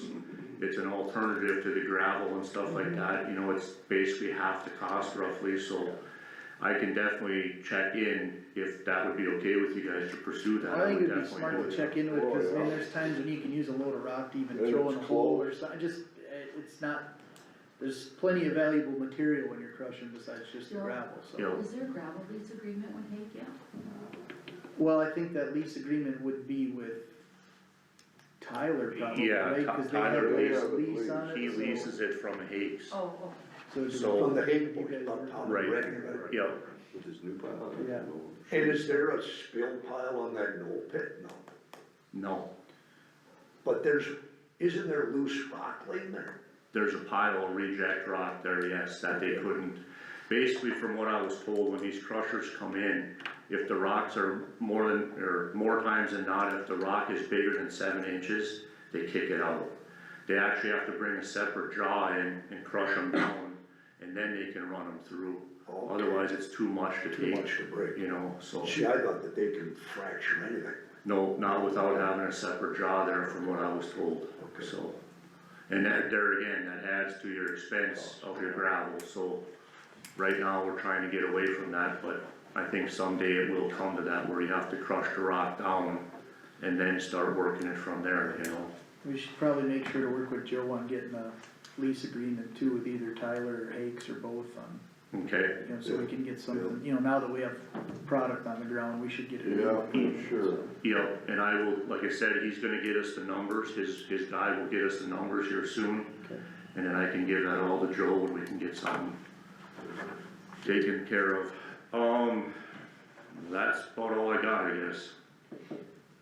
Russ, I know that we've talked about this multiple times, but you haven't brought it up, the retrievers that we kinda talked about. You mentioned that the guy said prices are probably gonna go up in January, if we wait too long, we could be at the end of the list, and then we wouldn't even have them for this next year where we wanna use them. So I talked to the guy here last week at that conference, and yes, the prices will increase after the first of the year. He didn't think dramatically, but like everything, it will take a jump. Right now, he said depending on how many you commit to, they had like 2 of them in Billings, I believe. And other than that, they're working piece by piece, so he said they are quite a ways out. He recommended if we were gonna do something of a quantity, to do it sooner than later. Marlis did call me yesterday and say that we received the money from Next Era, which was 22,000, you said? I'm not sure, I looked at it yesterday, yeah. It was 22 or 20. 22 or Cause Sherd 20. called about 3 weeks ago that they approved it, but the check isn't submitted as of yet, or cut. Okay, Okay, so, so now it's within hand, we got it in We hand. got it yesterday. and then I just talked with John here before I came in and stuff like that, and we talked about this. There's a few other items as well, culverts, some other stuff. We wanna look into getting a little bit of surplus yet this year. And John, after the meeting and stuff, he said it usually takes a few days and then he's gonna run the numbers again, kinda see where we're sitting budget-wise as far as doing something like that with the retrievers. Unless you guys want to go a different option, I guess that's, Well, I think we should decide if we wanna get a hold of them or not, and I mean, I'm a fan of if we have some funds available from this year's budget to use that money for these, but I know Marlis had mentioned the permit fund. I mean, these are 100% road, retrieve gravel, save some dollars hopefully, and bring, you know, that gravel back up to the roads. I just think sooner than later, we probably should make a decision on how many, where the funds come from. We can make that decision if you can get it from this year's budget or the permit fund. I just think we should do that rather than wait around and before you know it, it's January, we're behind. And now we can't Can't use them for this next upcoming year, yeah. And we heard it from the general public a few months ago, whatever you can do to bring gravel back to these roads, in support, general. Plus you take that berm off, you know, right? Yeah. then the So water. can flow. Yeah, And we have a lot of that, we do Yeah. have a lot of that, so. yeah. So we have 8 machines or 9 machines? We have 9 machines. And you got a quote for 7 retrievers and we have 1 from Next Era, Yes, so we'd be looking at 6 retrievers. Or 7, 7 plus, right, 7. or 7 plus the 1 from You'd like Next the Era. one on another blade, but then it would sit there, but unless somebody would jump into it, or you need it as a Well, if you spare. get 8 of them, you're gonna have 1 on every blade that's getting used, and that other blade gets used on occasion, right? You jump Right. in it, right. whatever. And you're looking at what? Per retriever, 25 grand? They are 21,700 right now, I believe is what the price was. And then Where's the freight? no, freight. No, the freight is on top of that, but we have, they're charging us 1,200, or what was the freight, 750 a unit. We have a 36-foot gooseneck trailer that they come out of Platt, South Dakota, so depending on the quantity, we might be better just to drive down and Aren't you grab down them there and bring them. every month? I'm down there a lot, I can pull a goose, I can pull a trailer down, And there you go, bring them back. Save the taxpayer funds? You got it, yeah, yeah. Second. Still going. No, so I guess the thing But about yeah, it when is, you think do about it, save the freight. we want to purchase the other 7? If so, do we wanna give Russ the opportunity or the okay to fund what he can out of this year's, working with John and Marlis, and the rest out of the permit fund? I'm just saying, I think we need to move on this. It's something I we've talked agree. about. Let's do it if we're gonna do it. Not that we sit next spring and then, why didn't we do it, it's too late. Yeah, no, I agree. Well, would we wanna maybe consider just purchasing like 1 for each shop for now at least, which would put us at 4? And then you could kinda rotate and change a little bit, I mean, do we need one for every machine at the same time? Well, in the spring, when the weather's right, you gotta hit it. What are your feelings, Russ? You run the department, go ahead. I got mixed feelings, because I thought just what Aaron, I thought that we should probably cut back a little bit. But the window that you can use them is in the spring, it's a short window. You know, but at the same time, we're talking a lot of money to give every blade an option like that, right? We can jump it from blade to blade. It just would prolong, the only downfall was it's gonna prolong some of these roads probably another year out by jumping machine to machine, so. You don't wanna do that. But some areas you can't do it with rain, and the next area don't get rain. You know, Well, that's true too, but by the time we, Is it a big deal, is it a quick couple or what it is it? is, it's all quick, but it's all time and money at the same time. I mean, Yeah, if you're gonna run 30-40 miles, you're killing another half a day, I'm not against it, not saying it can't be done, but sometimes to save money costs you money in the end, you know? Can you put it on a few, maybe 4 of them, and then just have them run all the roads? I mean, not just in their area, but just go do We could send some guys out ahead of the thing trying to, I it. mean, But they're there's, not familiar with the roads, I suppose, but, you know. right, But they got radios nowadays, it's totally different, but still. but each operator kinda knows his Yeah. spots, his areas, Yeah, there's multiple ways to do it, we can get by with one. You know what I mean, and we can get by with 4, I guess. I guess my opinion is not really even for the cost savings, but the fact that, I mean, if you pull the trigger on 4, you'll probably get them. That's a little smaller amount than say 6 or 7, you get on a list, you get 4 of them, you get 1 at each shop. I mean, maybe they don't work as great, or maybe there's some areas that don't work as good as others. Like, I mean, you have a scenario where you have a $25,000 attachment sitting at the Strasburg shop, cause these guys don't really like it, and They don't like there's the you. guys in Hazelton are using it nonstop or vice versa, you know, depending on the material, and some of the ditches aren't the same, some areas are better at mowing them than others, so you got, I just feel like, I mean, really, if we would go and get 4 of them, we got 1 at each shop, and it turns out that this is something we absolutely want, you could purchase 1 a year, and in 1 to 2 years, you'd have a whole fleet of them, and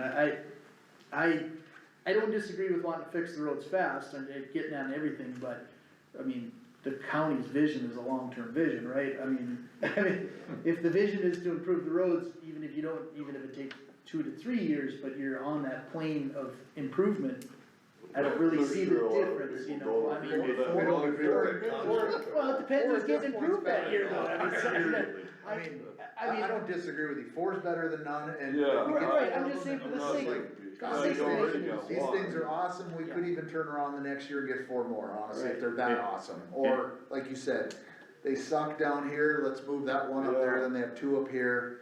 I just Yeah, feel like 4's I'm a okay with compromise that. and it makes sense that you put 1 at each shop. You Yeah. know, you know, you got 2 operators at the shop, one guy hates it, the other guy likes it, okay, well, that guy's the guy using it more, and we're gonna make this guy do that, like, if you have 1 for every machine, it's like, man, now 2 of them are sitting, cause this guy's like pulling teeth to get him to hook it up. Yeah.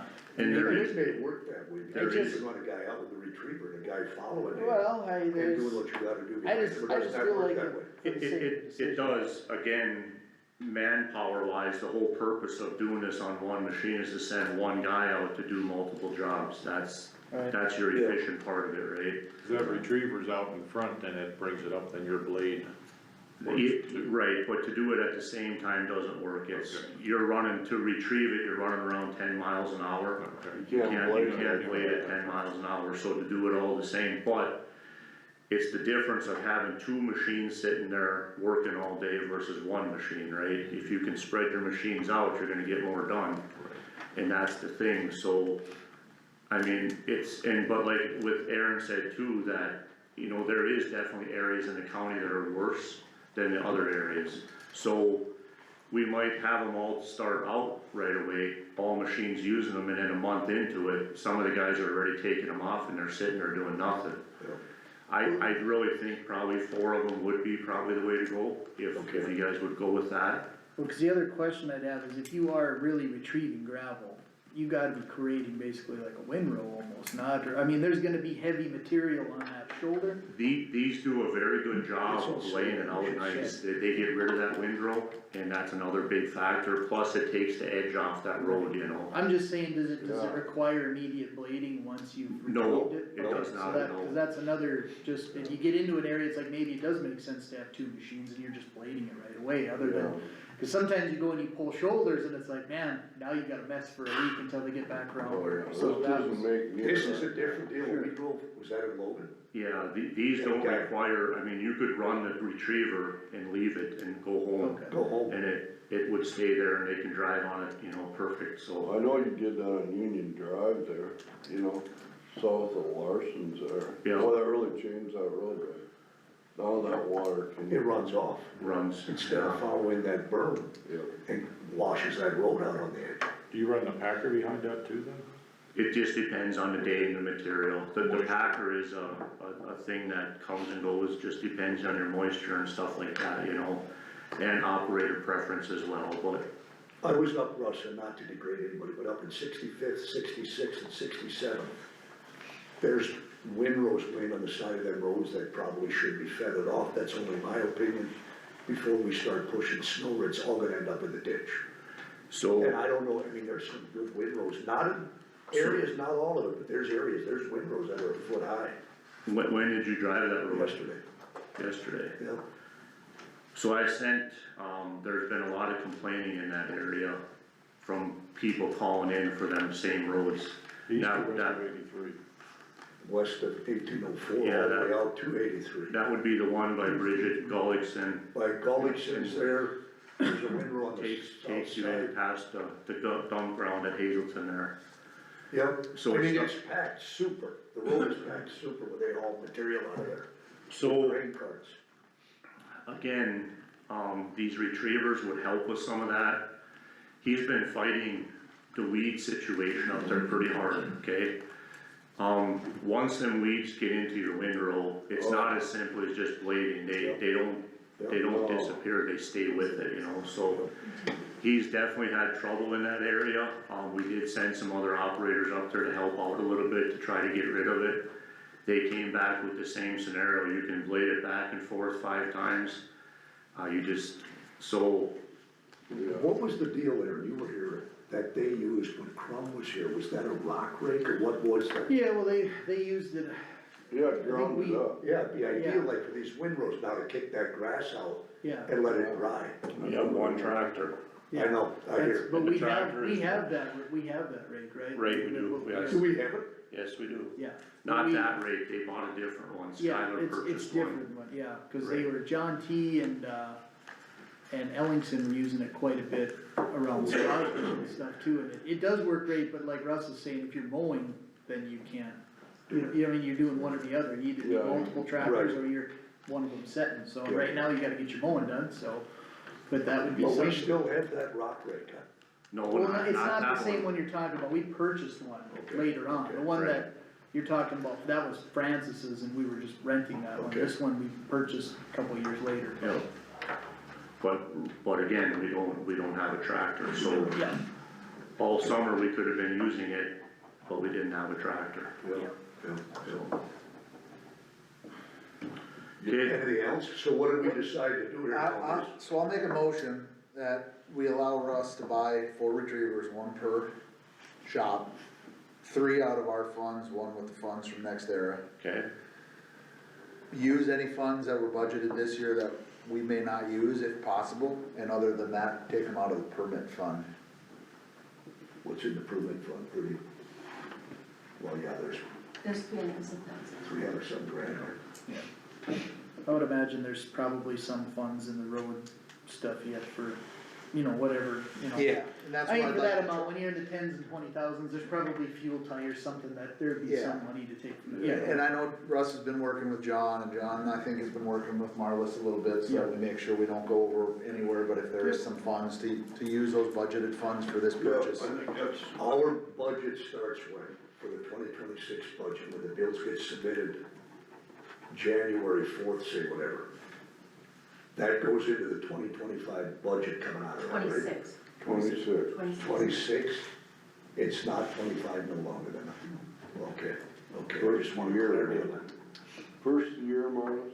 Yeah, so any bills that would be paid in December will still come out of the 2025 Yep, budget. right, but In January, December, right. Once December 31st comes, it's done, you know. Yep. and it goes to We're January into the 1st. 26th. Okay, so basically if it has a date of 25, it will still come out of the 25 budget. Not, you know, if a bill is submitted at the January meeting and has a date of 25, that doesn't mean anything. that won't be recognized for the 2025 budget.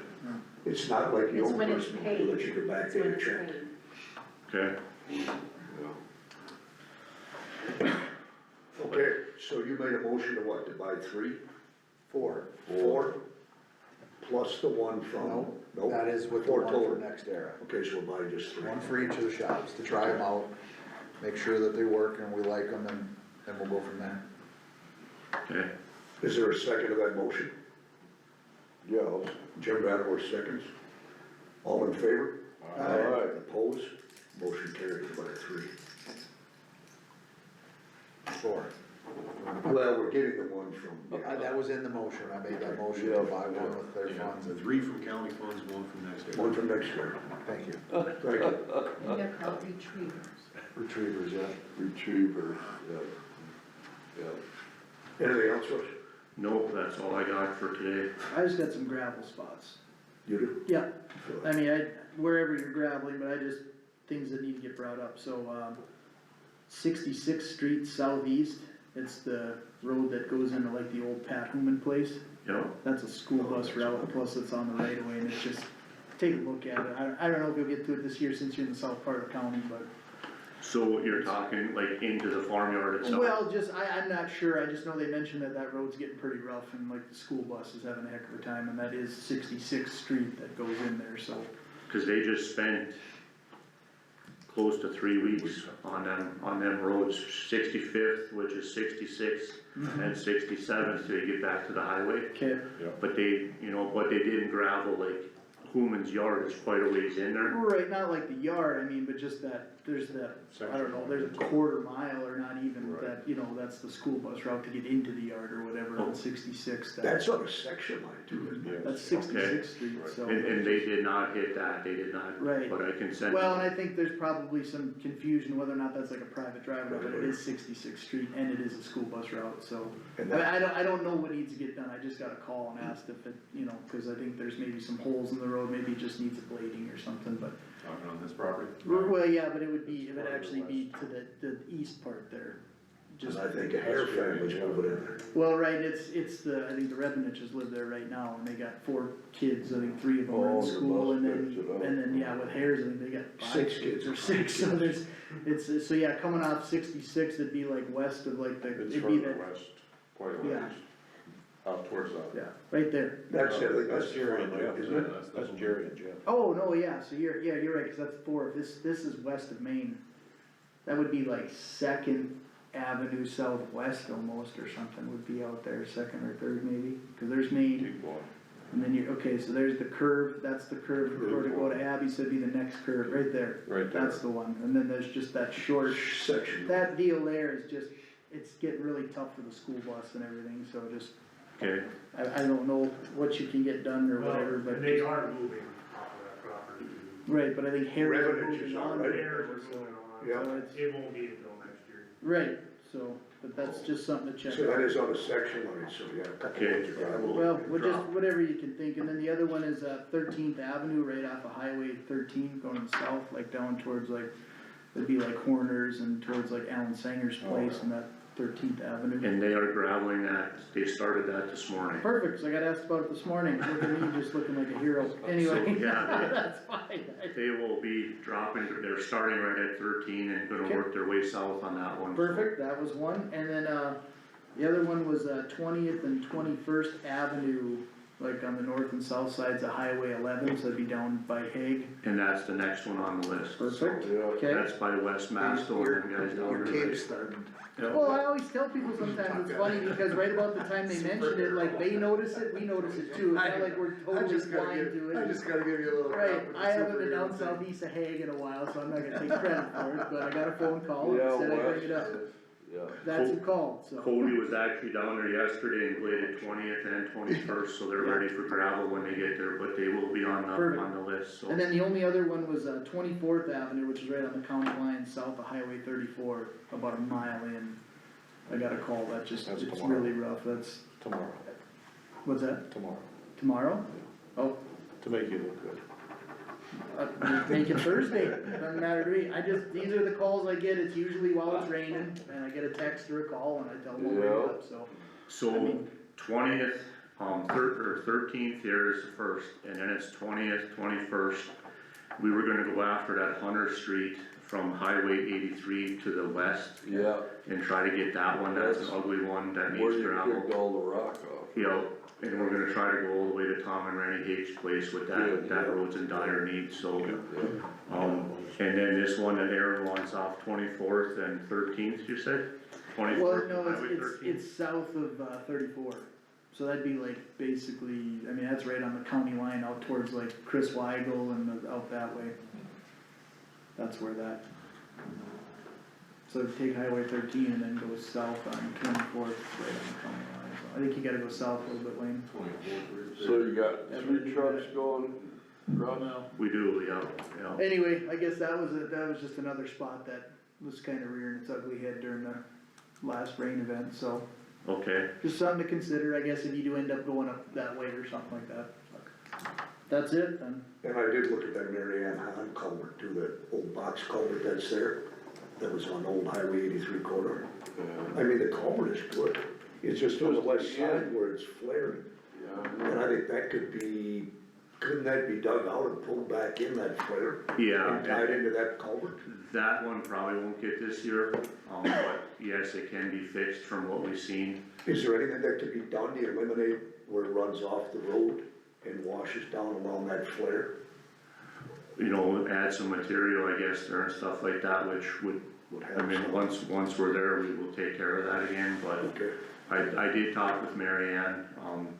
The culvert itself is good, you know, there's no concern about it caving in or anything like that, so, there again, given the time of year, that probably won't happen this year, but we do have it on the list. We have a couple bigger culverts that are caving in the middle of the road consistently, so we've been trying to knock those out of the, Then you gotta do. yeah, so, Did that one ever get addressed there by Alan Singer and the lawyers out there? On the middle of that road where it was undermining, and then, did you mention or somebody mentioned they were putting, or they did put culverts in? And they wrapped the culverts with rock, placing rock instead of material, dirt, gravel? And it was following the rock through the culvert area and undermining these culverts? well, I think you're talking about two different areas there, but it has taken place. I mean, they slide culverts inside of culverts, they did a little of everything to get it done, you know, so. What we're finding is we're consistently year after year going back to some of these areas. So instead of doing that, we're trying to go in there and eliminate the problem, which more than not is the culverts are, a lot of them culverts are just at the end of their lifespan. I mean, there's no way around it, you know, Lay up. they're coming apart, they're caving in, they're doing all the above, so. And then we got 3-4 areas that the beavers are consistent customers too, so we're running around taking beaver dams You out. gotta deal with them Russ, too. on 97th Street, east of Corey Holmes, there was several, culverts replaced a while back when Skylar was here. The worst one, it's kind of washed out on the north side of the road. Corey Hole.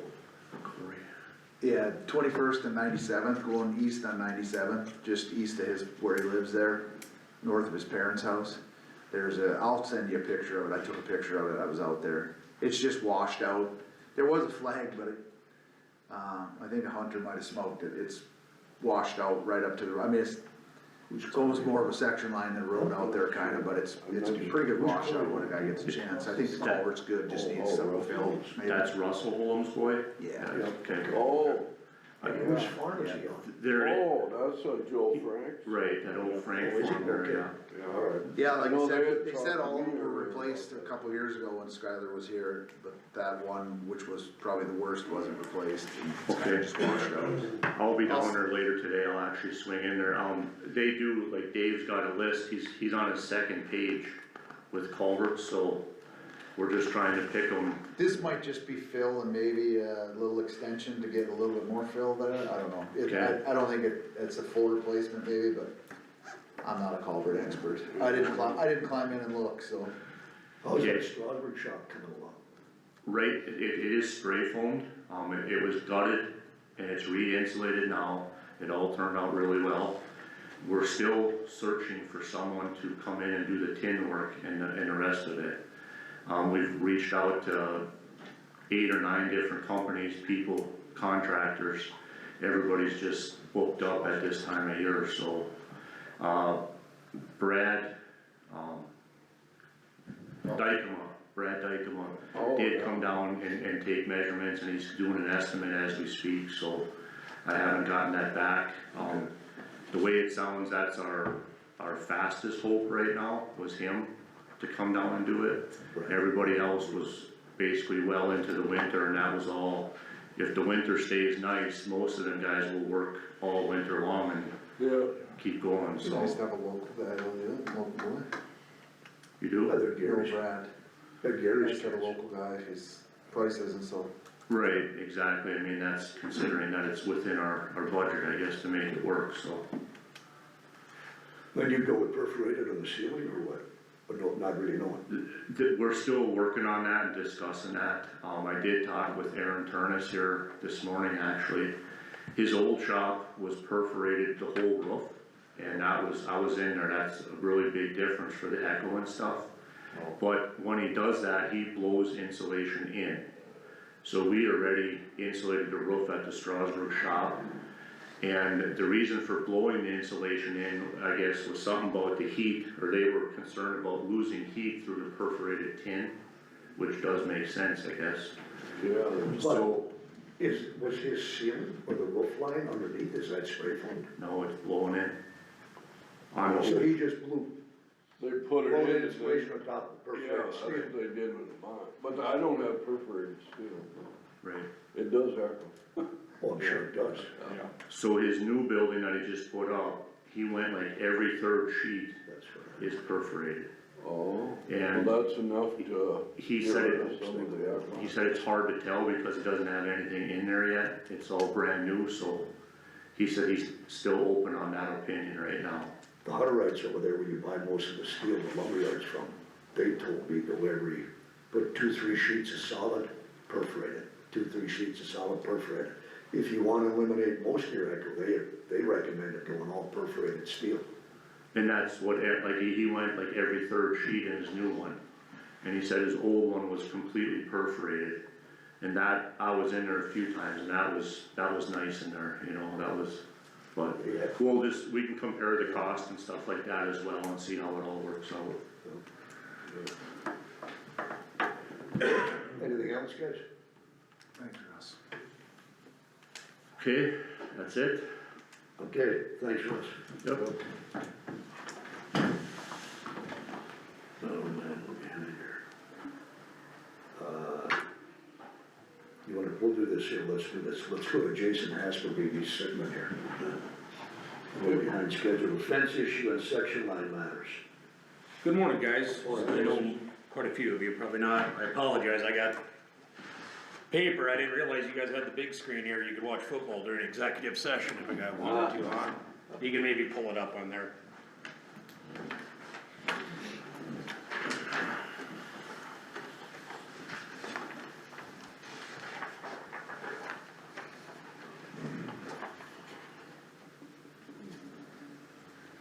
I guess my first matter of business I'd like to do is I'd like to request to put in gates for grazing purposes wherever I have the asterisks on the sheets of paper I gave you guys. I don't know if I necessarily even have to ask for that, but I do want clarification that I intend to leave 66-foot gaps from my H braces and then set freestanding panels with metal swinging gates that are easily opened on these section lines, which are section lines that the only place they go is to property I own, and every section line dead ends into that Jake's Lake. That's by Newsmont Lake or Newsmont Dam. It's south of, Yes. so the bottom of the map is the North Dakota, South Dakota border. Okay, And the quarter that he's got highlighted in blue, the far right bottom corner is one of the locations that I wanna put the gate. And this is all land that I've recently bought in the last year, so I'd like to fall graze this stuff. So, yep, down in that far corner is where I'd like to put, freestanding panels with metal gates. I mean, it's accessible.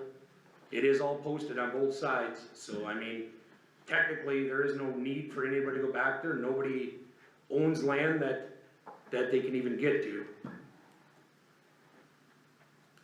So that's one of the locations, and then, I don't know if you need to put land descriptions down and make a motion and okay it, or what we need to do.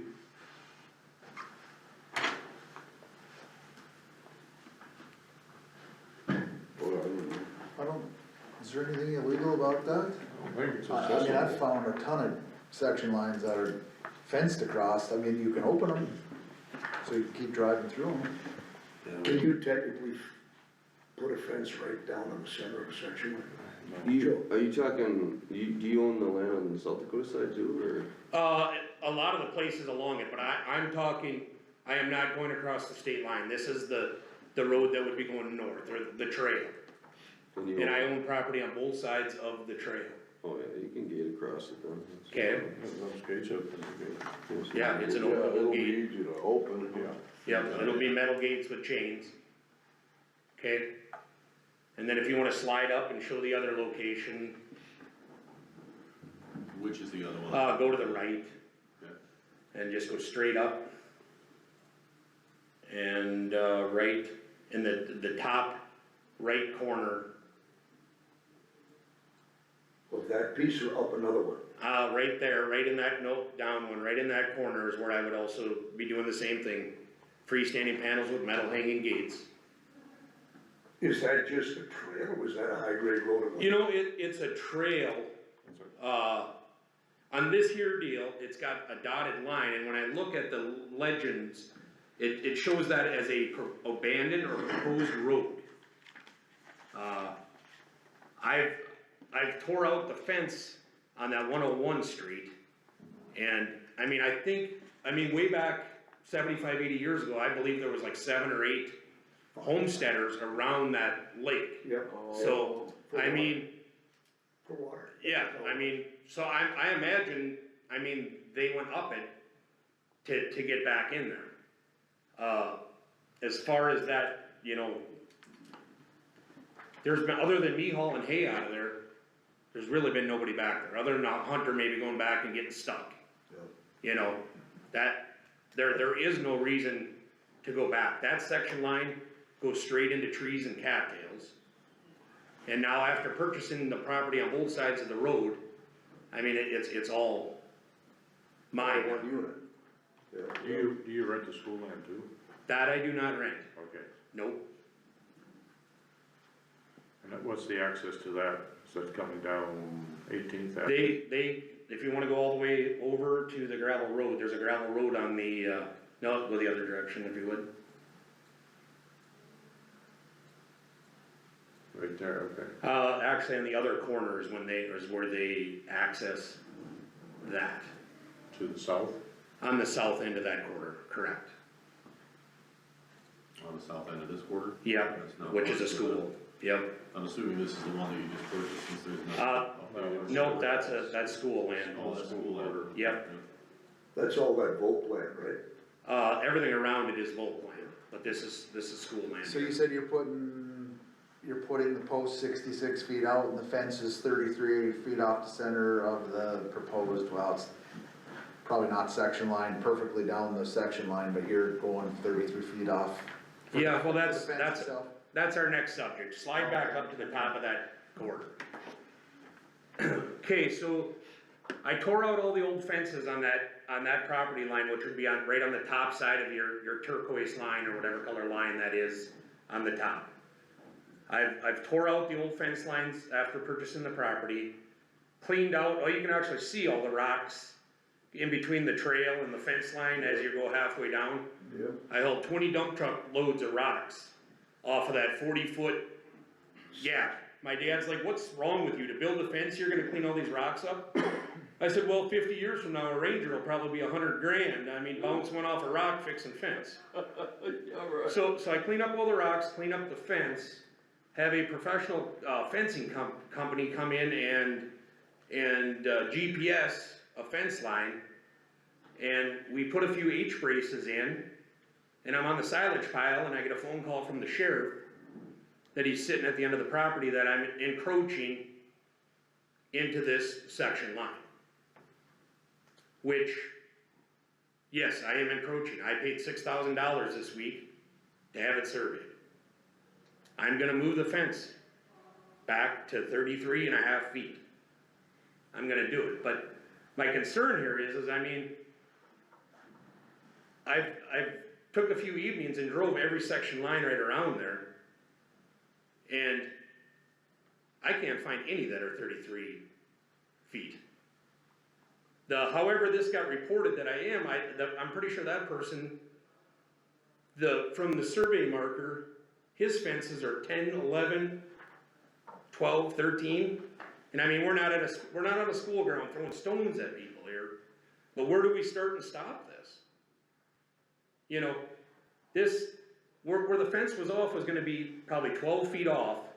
It would have never crossed that trail that goes through there, which that trail is made by my stack mover, and nobody else needs to go back there. But, I mean, I'm gonna put the fence in the right place. Because I'm gonna do it right. But what about all the other fences that are 10 feet away? I mean, where do we start and stop this? We're rebuilding a fence right now on the state line. My dad built 48 years ago. We tore it out last week. I had the surveyor run down that too, because I'm like, if you're here, we're gonna get this right.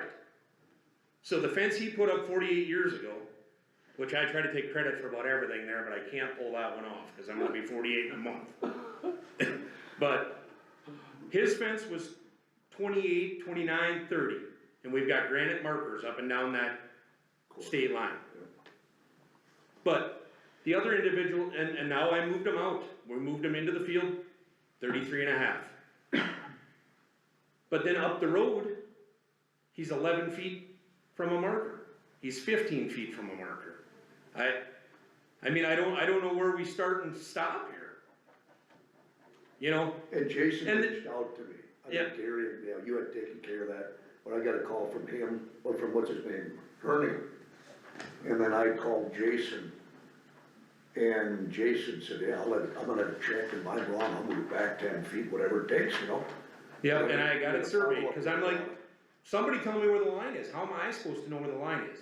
But it was And I'm glad that it got resolved before the fence was up. Yeah, I am too. You know, so we're gonna back everything off, but it's like, what are we all just gonna turn our neighbors in and, you know, pick here, you know, maybe, I know this guy inherited the land that's all out of compliance. Maybe there should be a deal that if you're gonna inherit land, maybe before the deed's switched over to your name, maybe you should be in compliance.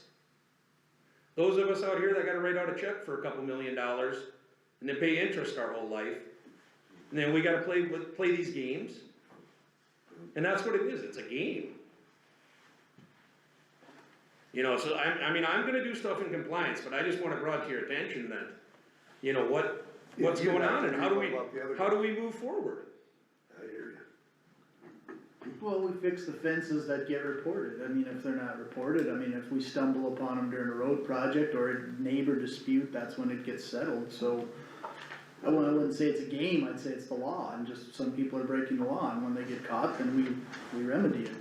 So, I mean, this is a situation where two neighbors didn't get along, one called it in on the other. That's what happens usually. Okay, so then if you call in the other neighbor, That's right, if they're in then what's violation, you know? yeah, And they gotta be in compliance, they gotta push it right, back. it's gotta be 66 feet on both sides unless there's a reason, you know, some kind of legal reason or document that states otherwise, which is very rare, so. Yeah. There's There's gotta be guys, 33 on each side. there's guys that have put up new fences that I've seen and not pick on nobody's. They'll put them right dead center on the section. I see 'em all line, and people over. drove it, and they hunted on it for years. And they put them dead center, they put a gate at an angle, but they've gotten away because nobody's complained as of yet. Yeah. Which I don't think is right, that you gotta be a rat on your neighbor in order for it to get acted on. I think it's so wrong, but yeah. I mean, the other question I would have is there any kind of game and fish easement or lease or anything on Jake's Lake? I don't believe so. Cause that, I mean, and a lot of those were like long-term, they're probably perpetual easements, like some of them like the Braddock Dam and stuff. Yeah, and so- no, Isn't it? I don't, there. Well, I'm just saying that'd be a question for the access with the section lines too, is even though they can't necessarily probably access the land on either side of it, if that access is to Jake's Lake and that has some. And then I could be here requesting a boat dock. Well, I mean, that's where you'd have to talk to Game and Fish, but, with that, I mean, that's the only question I have, is if there's any kind of access granted through some kind of an easement, then, I mean, people would have reason to access that too. Yeah. Don't they fish back there on that lake or that dam? On Newsma they've actually, I think, kind of half abandoned that if I'm, Yeah. I mean, they tore the Newsma signs down on Yeah, there's I-83. nothing in it, I don't think. Well, Yeah, it's still- But I mean, you guys actually own, I believe, The 40 Newsma acres in Dam the is- center of Newsma Dam. The Newsma Dam is still regulated by the county water board and probably Is it? Game and Fish. Yeah, cause you guys actually own part of that. There is a certain agreement with that, with some of the bids, but kind of the same way with like the Tenvick Dam and some of those, like, some of them were like WPA projects, and then they sign them over to the county, and the, the water board is the officiant Yeah. of it, so. Yeah. 'Cause there's actually an emergency plan, if the Newsma Dam would break, that the water board has to have on file with the state because of Highway 83 and Oh, I mean, I don't think it actually would cause any problems, but there's enough volume in it that it categorizes that we have to have an emergency plan, which I think more engineer updates every 5 years, or whoever is the current engineer, but. Yeah. Right, so like Newsma Dam technically, I think even has some public access through section lines, and that goes all with the Game and Fish and stuff. I don't know if Jake's Lake is like that, but just like the Braddock Dam, that is technically like a private lake in land ownership. But there is an easement with the Game and Fish, and I think it's like 99 years, or I don't even know if it has Perpetual. one day. Yeah. So like, that's a scenario where that has to maintain access there because that's like a public access lake, so. Yeah, that was built during the WPA days, was it not? I'm sure it was, That a majority of them were, so. But that'd be my only question with the need for access on the section lines would be if Jake's Lake has any kind of easement that allows public access. And I think that's on the north. I think the access for that is like four-wheeler a foot more than Yeah, likely. It's more not from the really north, boat yeah. or- Well, that doesn't change the law. No, I. No, I Yeah, don't disagree. I'm just saying, I don't think it's around it, I think it's just on that north little Yeah. edge right there is probably where. So I guess I just wanna make you aware that I'm setting all my fences at 33.5 feet from the boundaries on all locations we're fencing here. I want to make you aware that we're placing these panels with gates, so if the sheriff's office gets a call and has to run down there and check it out, I mean, they're there. The gates can't be padlocked, right? Is that a rule or? They Can't can't be have, open, yeah, if they're on a section line. Right. but you can put a steel gate up as long as you can open it. Well, it's 33 feet off the section line, and you own both sides, you can gate across the section line. Unless it's an improved road on our road system, obviously. Yep. Yep, so that'll take care of that, and like I said, we're gonna put the fences where they need to be, so that's addressed. Access to this property we just bought on the north side of the lake. There is a gravel road that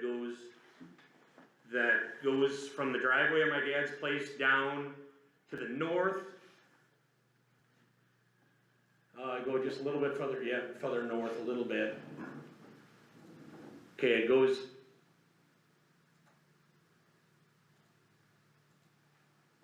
No, you can go south a little bit. We gotta be just on the north side of the water, so up one more. Yeah, just keep going that way, keep going that way. So there's a road, it's maintained pretty good, up to where it went to Newsma Dam. You can actually come back left now a little bit, left a little bit. That's the section of land I wanna access, the one he was just on. Just the last couple hundred feet of that road, when the lake was so terrible high, probably 10, 15 years ago, the culverts rusted out and some cattails grew around it. You can see it it'd be right on the corner, right on that 101 street. It'd be right there. I guess I'd like access to get through there to get to that property.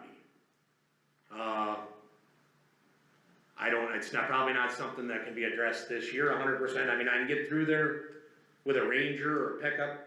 The one culvert's rusted through and got a hole in the top.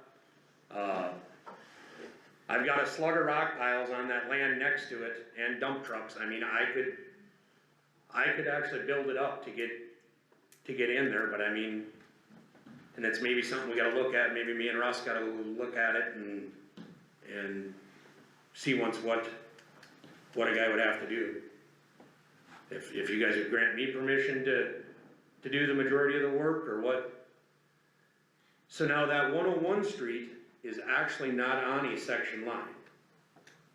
It is not, That is not. it's farther south. The actual street is a half a mile, or would it be a quarter of a mile, south, going straight through that straight through that lake. But there was 2 farmsteads. Yeah, if you can make it just a little bit bigger so we can see a little more, right there. So going right through them tree rows up off to the left is the road going down, and then that's a road going all the way through, but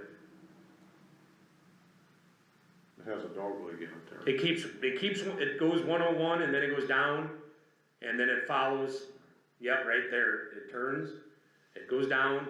So obviously the county must have got easement to put a road there years ago, I'm guessing. And that's the road that services all the properties down that way. It serviced the Nusma Dam, services the north edge of Jake's Lake, and then the property owners all the way along. Until you get to that last 100 feet, you know. And if you wanna keep sliding, we can just slowly right there now. Like right now, all it would take is probably a culvert and a few loads of gravel to get in there. Once it gets a little wetter, then you got a different ball game again. But I don't know what your guys' thoughts are on that. I don't know if the best thing is to have Russ go down there and look at it with me and then revisit it at a later meeting, or I mean, do I dare go work on it? Probably not, right? Well, I think the question would be if there's actually county easement on that Yeah, specific that's road. Correct. where I gotta If check. there is actually something filed and it's county easement, then we would have to grant you permission to be able to approve it.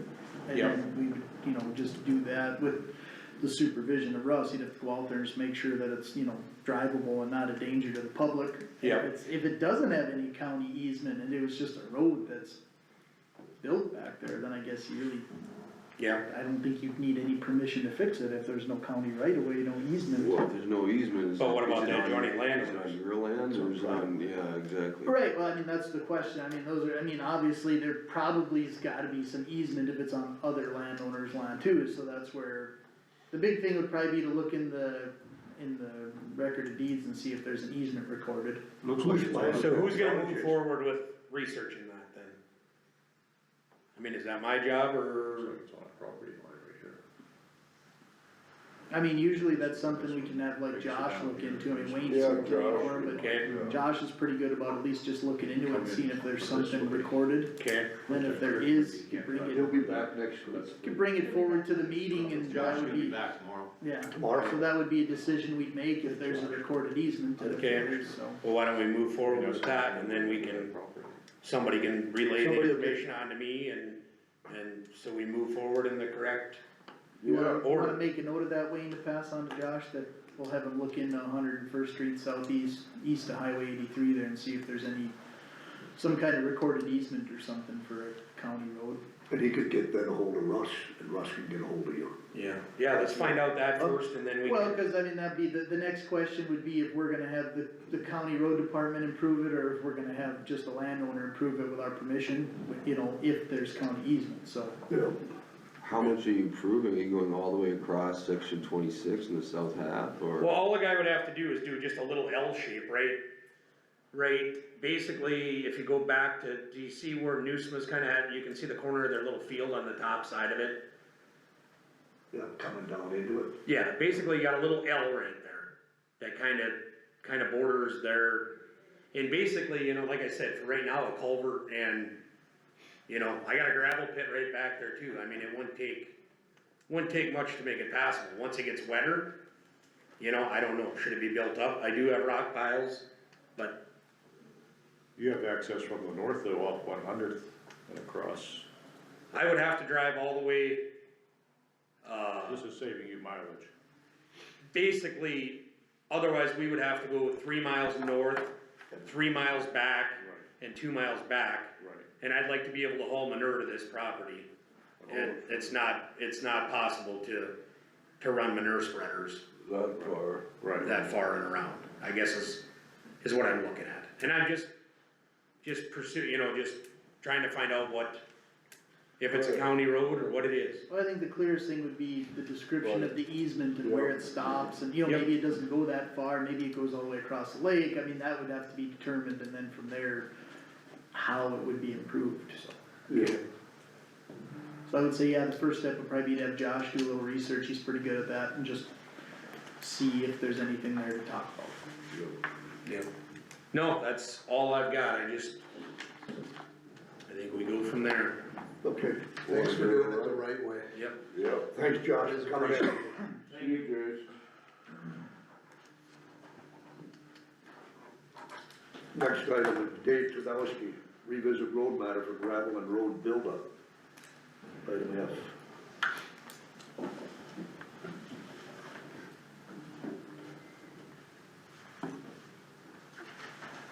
Morning, Dave. Morning.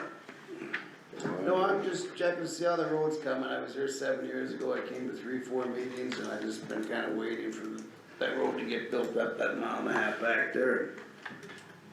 Just checking to see how it's going.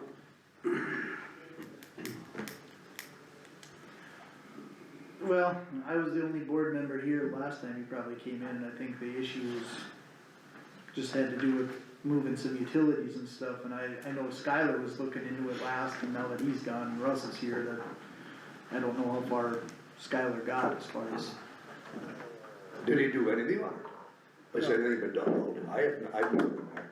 No, nothing's ever been done. Like I said, I'm not here to waste anybody's time. I came here 7 years ago. I retired 7 years ago, and I've just been waiting for the road to get built up, and I get it.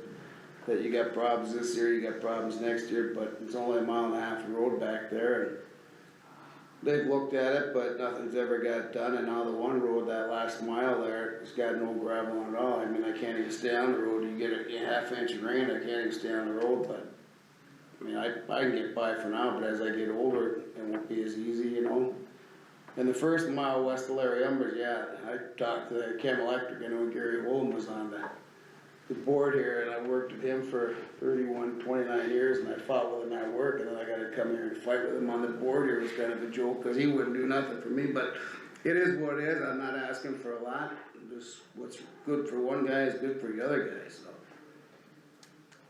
Yeah. We could be south of there a little ways, I think it's like 130-79, or maybe even a little further. Yeah, I guess, what road are we talking about? Oh, gosh. 93rd Street, 90, yeah. 93rd? or 93rd Street, head west. I drive by Larry Emmons' farm, and then it's that mile from there, and yeah. You go how far in from 1804 on Larry Umber's road? From his yard, you go what, another mile west? A little further south. Oh, to my place? Yeah, to get to you. Well, you start on 93rd Street and head west, and you'll go that first mile, you come to Larry Emmons' Here's a farm, little east wing. and there's good gravel on that road from there. When That's I- Larry's place right there. Right there's Larry's. Yeah, there's good gravel from the highway there all the way in to right to by Larry's yard, so he doesn't have an issue. And then, like I said, back there from right there, back in, what year was that? I think it was flooded in 11, but Darrell Van Beek had set some drag, yep, okay, when you get there, now go south there. Okay, right there, yeah, right there, that draw right there's where, the road used to go around that jog on the east side there, and I drove that for like 20 years on the east side. East side. Yeah, right over there. Darrell Van Beek, I used to drive around that trail there, and Darrell Van Beek had put drag teeth on the road. So I went out, my oldest boy was 14 years old, I went out that one night just to do some stuff out there, and I drove that, then Darrell and Larry got into it, and then Darrell put drag teeth on the road right there. So then, I made my son open the gate up, and then all of a sudden he got out, he said, "Dad, we got 2 flat tires." I said, "You gotta be kidding me."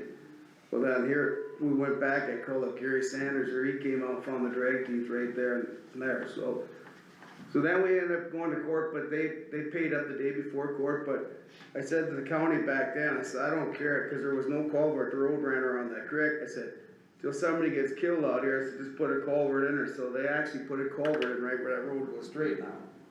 And I was just happy they did that, but they did more for the road back there, way back then. I mean, I didn't expect them to do what they did back then, but now they did a good job back then, but now I'm living back there permanent, so I just wanna get it so it's right from Larry Emmons west there, that first mile, the road's narrow, there's no ditch, the snow just fills in, and when the county does come out and open it up, it just fills in more, cause it's, just lays in there thicker and thicker, so. Well, that's flat there, isn't it? Yeah, it's flat, yeah. There's no ditch, and then Larry Umber's got his pipeline, but he goes back right by his house there, that big hill there, that's where it really lays in there, but all the way west, it's, if they come in and open up, yeah, and then we get, it blows that night, it's full right away, so. It's, and I talked to Chem Electric, yeah, you know, they've got that three-phase power line back there, but really they should upgrade their system too, and probably put underground back in, there's a two-way feed right back in there. Goes up north to Cattail Bay, but yeah, I'm sure they should put underground back in there, and I'm sure they would probably do that, we gotta talk to them and get rid of it all, it's all cross-country anyway, they can never get back there anyway. And then Hofer, my neighbor to the north, he does not want them traveling on his land, even when it rains, so. And he's been to a meeting here before, and Daryl Van Beek came to a meeting one time too, 7 years ago, but like I said, I'm not here to waste anybody's time or be a pest, I'm just, what's right for one guy is good enough for the other guy. And I worked for the co-op for 31 years, so I got around the country and seen what was going on for this guy and that guy. And I've seen what they did for some people, but, and a lot of people do travel that road more than you think, it just goes to my place, but Hofer hauls grain in and out of there. The last rain we got, he couldn't even get a semi out the road because there's no gravel on the road even going to Larry's. Once you get to Larry's, it's good from there on all the way out, it's just going west.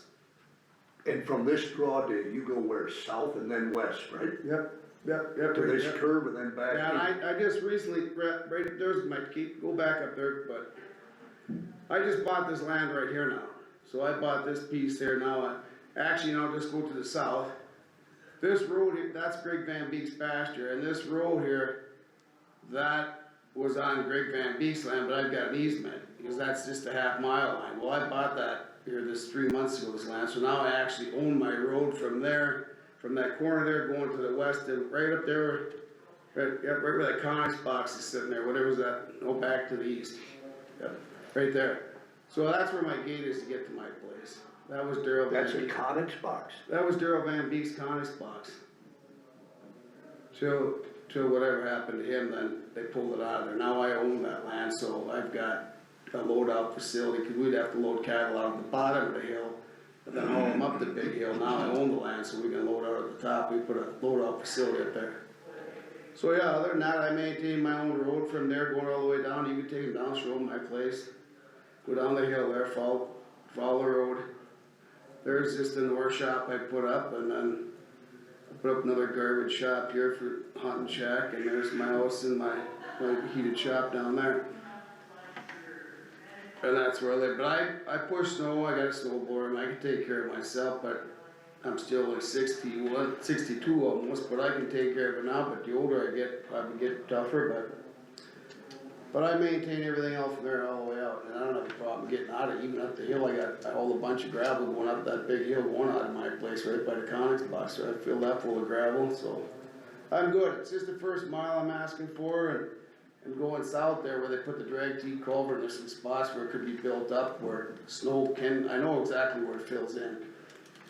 But like I said, I'm not here to waste time, just see if I can get something. But I was here 7 years ago with the 3 meetings, I haven't been back since, I've just been kinda waiting and waiting and waiting, and, well, I wanna see what's up.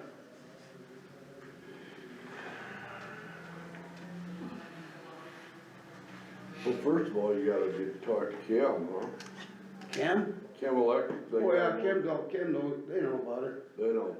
They know, and I'm sure, yeah, they gotta upgrade their system too, you know, I mean, and they can't get across that anyway back in there anyway. And I think if you look at their poles, they're probably in the right of way anyway on that road easement. You can go that first mile from Larry Umber's house. Yeah, yeah. That 3-phase power line's right around, and if you look at that road that all goes all the way back in there, really is not straight anyway. It jogs around Larry Senior's farm, and the road comes way out. Yeah. So, well, you know, they did that back in the day, but then it goes back. Can you see that 3-phase power line on there? It's on the north side, right there. Yep, on the north side, yep. And there's fiber dug back there too to your place? No, Nope. no, I've got nothing. I've got power in my own well, that's all I got, that's all I need. But yeah, so the line is probably, and I think that line probably is in the right of way easement of the road anyway. And I know definitely when you go further back, they got that guy wire that goes across the pole, that's in the easement. But I know Gary Holm, yeah, I mean, he wouldn't do nothing, I fought with him at work all them years, and I came here and fight with him too, so he wouldn't do nothing for me. It's really funny when I put power back into my place, in 2011, me and him were driving down the road, and I said to him, cause when you got something from Chem Electric, I said, Chem used to take so much a month out of your check to pay the bill. Well, then he said to me one day, I said, do you think they'd pay for that power back or take it out of my check? He said, no, there's no way they'll do that. I went to the board and asked the board, and about, how many years later till I paid off the last payment, we were driving down the road, and I said, man, Gary, guess what? He said, what? And I said, they just took out my last payment on my electricity. They took it out monthly for 5 years. Really, they did that? I said, yeah. But he told me they wouldn't do it for me, but. They did. They did. They did. And, but he told me they wouldn't do it for me, but I don't ask for a lot, but Cam would let you buy electrical appliances, cause you were turning the meter faster, so they would let you buy stuff. Anyway, that's history, but. Probably Well, I said think, too. if I remember right, the big concern was there was, Yeah, the pipeline too, Larry's got it. Larry's well, got that the pipeline and the chem power line were an issue, because in order to build up the road to make the ditches, to get the back slopes, Yeah, for the cut fill balance without having to haul material from a bunch of other places, there would have to be some utilities get moved. Larry's fence, you probably would have to purchase some additional right of way, and it just, I mean, it always kinda came to a head that it was just gonna be really expensive to try and do it the right way, like to actually build it up to our specs, so. well, I mean. That's where building it to the, I mean, is there another way to do it, where we can just build it up a Yeah. little bit? I think it always ended up landing on whether or not the road superintendent thought it was feasible, and it always ends up landing, I'm not saying there isn't a way to do it, but every time we wanted to do it to the county spec to get it on the road system the way we expect to do it, when we got the engineers involved, it was always, there was an issue with the center line and the alignment of where the road's gonna be versus where it is now. The utilities, and then just the cost of probably purchasing some additional right of way and having enough material to do it. Those were always kind of the big roadblocks to, it's gonna be a really expensive piece of road if you were gonna bring it up to the county certified spec. Yeah, anything's better than what it is. Well, that's what I'm saying, is there another alternative where it can be just built up some?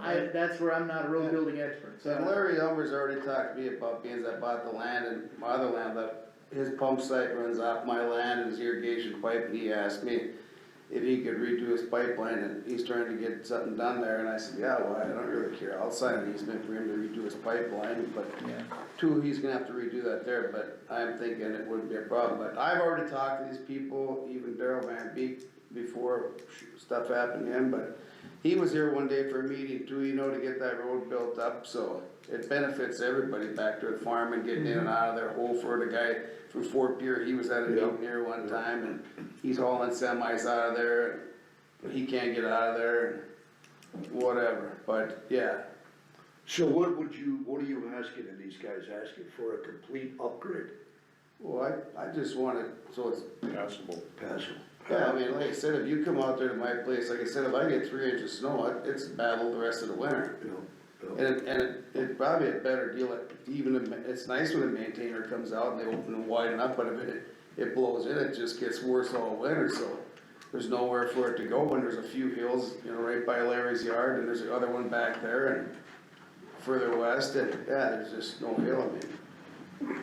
Yeah, it's good. It just fills in, so it's a battle, and the way it looks, it's gonna be a battle winter.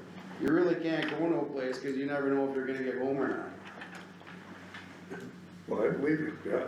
You know, But I see where you're down here, but I can see yeah, why no, you that ain't want the to that ain't the problem though. It's, the worst part about the whole deal is that first mile. That first mile is my worst part. I can get out of my place, I can drive all over out there. Yeah, I've cut my grass down, and it's not a problem getting all the way down there. It's that first mile there by Larry's. The only place down there with a drag teeth culvert is that, there's no ditch there, so it comes a drag teeth culvert, I call it, but that's where that's where the snow comes across there and lays it, because there's no ditch on the west side, and I own that land now, so. Well, yeah, no, I'm just, not asking for a lot, but yeah, I get it, the utilities there, but they're probably in the right of way anyway. But has anybody really checked into that? Well, it'd be a question if they were granted easement to be in the right of way too, so that's where, if you allowed them to be in the easement, then you really, it's not their fault to have to move it, or maybe there is something in there that they do have to move it if it's in the easement, I mean, that's where it takes some research, and it always seemed like it landed in a certain spot where it was just, it was gonna be really expensive to do, and then everybody just kinda, Yeah, well, yeah, one of the guys on the deal was Gary, yeah, he's not gonna check into it, 'cause it's from me, now he's not here, so. Could we ask, and I'm gonna say this, could a guy like Josh just take a look if there's an easement on that mile stretch going from Larry Umber's yard back, yeah, that and would, who's all subject to if there's these a easements? utility easement or something like that filed in there for, And where's it setting? If it's setting in the right of way, yeah, then, yeah. Yeah, I mean, and I don't think they, you know, I mean, they put underground right in Larry Umber's yard, cause it wasn't in his way there, and they put a chunk underground in his yard so he wouldn't hit it, you know, whenever. It was augers. Right, yeah, right through his whole yard there, he put a piece underground years ago, but whatever, I mean, yeah, it's a whole line, and, but I think the other thing too, and the reason why we were probably leaning on some engineers' designs is in order to build it where you had the proper back slopes and stuff, you had to know how far back to tell them to move it too, you know, and then Right. if you have to move it farther back than 33.5 feet, well, now you need to acquire some right away from some of the neighbors. Not saying they wouldn't do it, but I'm sure they're not gonna give it away, and that's where it always just kinda Yeah, landed, but- so. nobody ever really checked into it though, it just got left at that. Nobody dug into it. Well, no, I think we had the engineers dig into it, it always came to that point, which is Yeah. purchasing right away, moving Yeah. utilities, and then that road probably won't get built exactly where it is right now. There was some differences in the way the center line of the road actually is laying versus what the section line was actually laying in some parts, and there was just. Cause back in 2011, when it flooded, that road was not a good road at all, that was just flat all the way. And that's about the time when Darrell Van Beek put the drag and stuff, but when the county came back to that time, I did not even ask for them to do that. They just came back and crowned the road, cause it was all flat, I mean, water holes all over, and they did a good job, I didn't even ask for that, and they did it, you know, I was really impressed, but the main deal I wanted was that culvert put in there, so the road ran straight, cause there was no culvert there, and Greg Van Beek told me I gotta drive down that big draw with a cattle full of semi up that draw like this, and it was just a washout, but whatever. So they put that in, so I was happy with that. They crowned the road somewhat they could, but it was good. Now that I'm living back there full time, I'm not getting younger, so I thought, well, shoot. I don't wanna have to worry about that, if you gotta go someplace, you gotta get to the hospital, you can't get out, cause the snow blew in that first mile. And from Larry's going to the east, it's good all the way. Boy, that's a good road. Yeah, that's a good road, and like I said, I get to there, I know I'm good to go, it don't fill in there. And there's good gravel on that first mile there, so Larry don't have a problem. Well, in the last 7 years too, just counted up, we've had 9 different county commissioners and 4 different road superintendents too, so it's probably another reason why it didn't get done as I know, cleanly as other I stuff, worked so. at Kim for 30 Right, I'm not 31 using it years. as an excuse, but that's the reason why there's, I'm probably the only one that remembers it, cause I'm the only one that was still here, and I was probably 6 months into my commission when he brought it in that I time. worked so. at Kim 31 years and had a manager come up, well, the one manager was there 13 years, Mike Rudolph. When I built that farm down where my oldest son lives at, he made up a contract, cause they said they had a 10-mile limit, that was 13 miles out, and I was the only guy that worked for Kemper. I was a member and an employee for 31 years on the system, but he made me sign a contract that if I'm late for work or storm related, I can't get to work, I gotta move my house up the road 3 miles. Oh, really? So he made up that contract, and if it was 50 blowout, if it was blizzard, you know, I was up at 4 o'clock on my snowmobile, and I made it to town through the old Uke Road, that's an excellent road now, but I drive my sled, I was never late, worked 31 years, and, it was kinda funny, I lived by that contract, cause I wasn't moving my house up the road 3 miles. I would say so, yeah. And I went through 7 managers at Cam, and they're all different. One guy would come through, go through the policy book, throw all the good stuff out, put the stuff in there he didn't want. And then when that one manager left that made that contract up for me, he left, and this guy from Tennessee come up. He went through my file and he looked at me and said, I went through your file. I said, yeah, what's wrong with it? Well, he said, they can't do this to you. And I said, what do you mean? He said, they can't put this in your contract that you gotta move your road up the house. He said, that's garbage. He said, when I leave, I'm gonna give it to you and you throw it away. I said, really? That easy? Oh, yeah. The day he was there a year and a half, he came up to this, gave me the contract and he said, here, throw it away. I said, that easy. Poof, done. Well then, since then, I'm out 13 miles, but you got Dale Nagel, he's out 20 some miles, and Kevin Warner and Kurt Prouse, where Prouse lives up there. By Hazelton. Yeah. There's no good road getting out of that place, we couldn't even get up there with the line trucks. So that's why I said I've seen a lot of stuff come and go, and roads that got built for people, I don't like to bring up people what I've seen, but there's a bridge out west of town about 7 miles, I don't know whose bridge it is, but it only goes to one guy. They do some research on that, how does one guy get one bridge built for one guy? The road goes nowhere. That's Daryl's saying. How does a guy get $1 million bridge for one guy? That road goes nowhere. Anyway, I'm done. Okay, thanks. Well, We're gonna look into it. Yeah, we'll have Josh check. or- On right of ways, go back. Yep. Check on the right of ways and we'll go from there, we'll keep in touch. Okay? And on that first month, that mile goes south where the drag teeth culvert is there, from there that needs gravel and I can't even stay on the road, I sent him a video one day where I slid off the road, went down into the drag teeth culvert, had to call Larry up and he had to pull me out, but there's no gravel on that road, you can drive out there, look at the ruts, and another half mile going to the east. Okay, Alright. thanks for your time. Thanks, David. Yep, you bet, have a good day. You bet.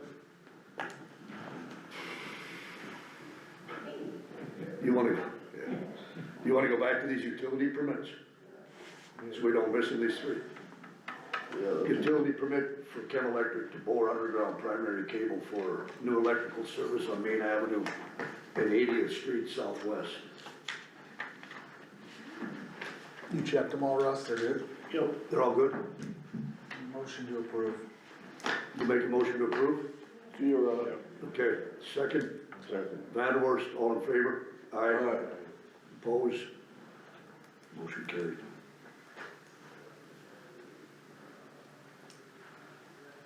I'm gonna wait till Aaron gets in on that item G. Good.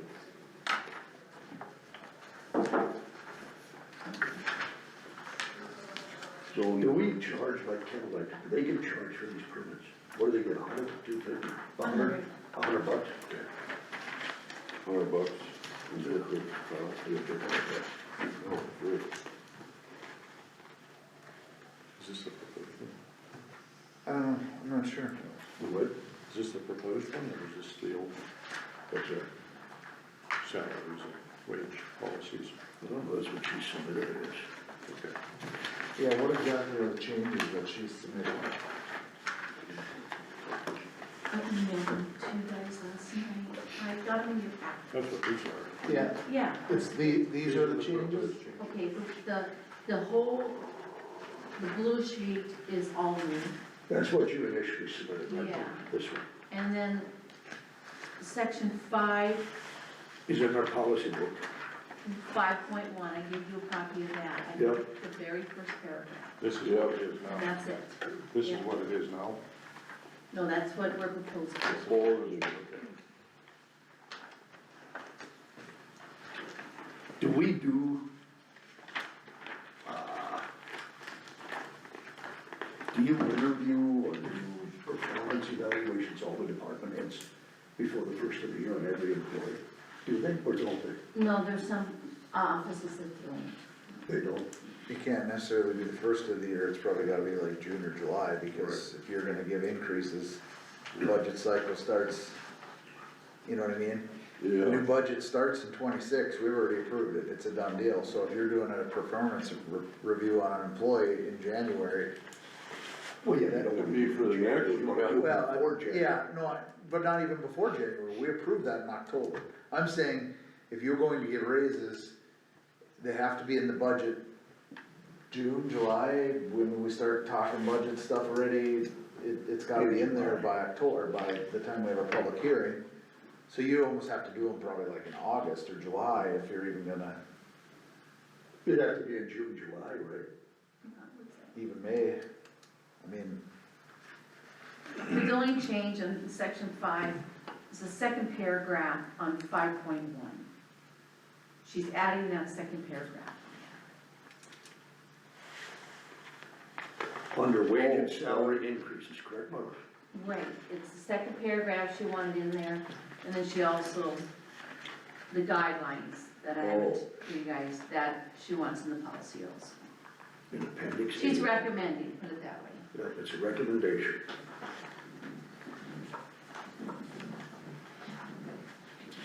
Tanya Weiler recommendation, adding guidelines of the grade step, which is this, correct? Right, As an appendix A to the employee manual. Also amending section 5, comma 5.1 to the employee manual. And that would be this, and this. Okay. yeah, the only thing I didn't know about was exactly what had changed. just the second paragraph of Okay. 5.1. Yeah, the other thing I read through looked good.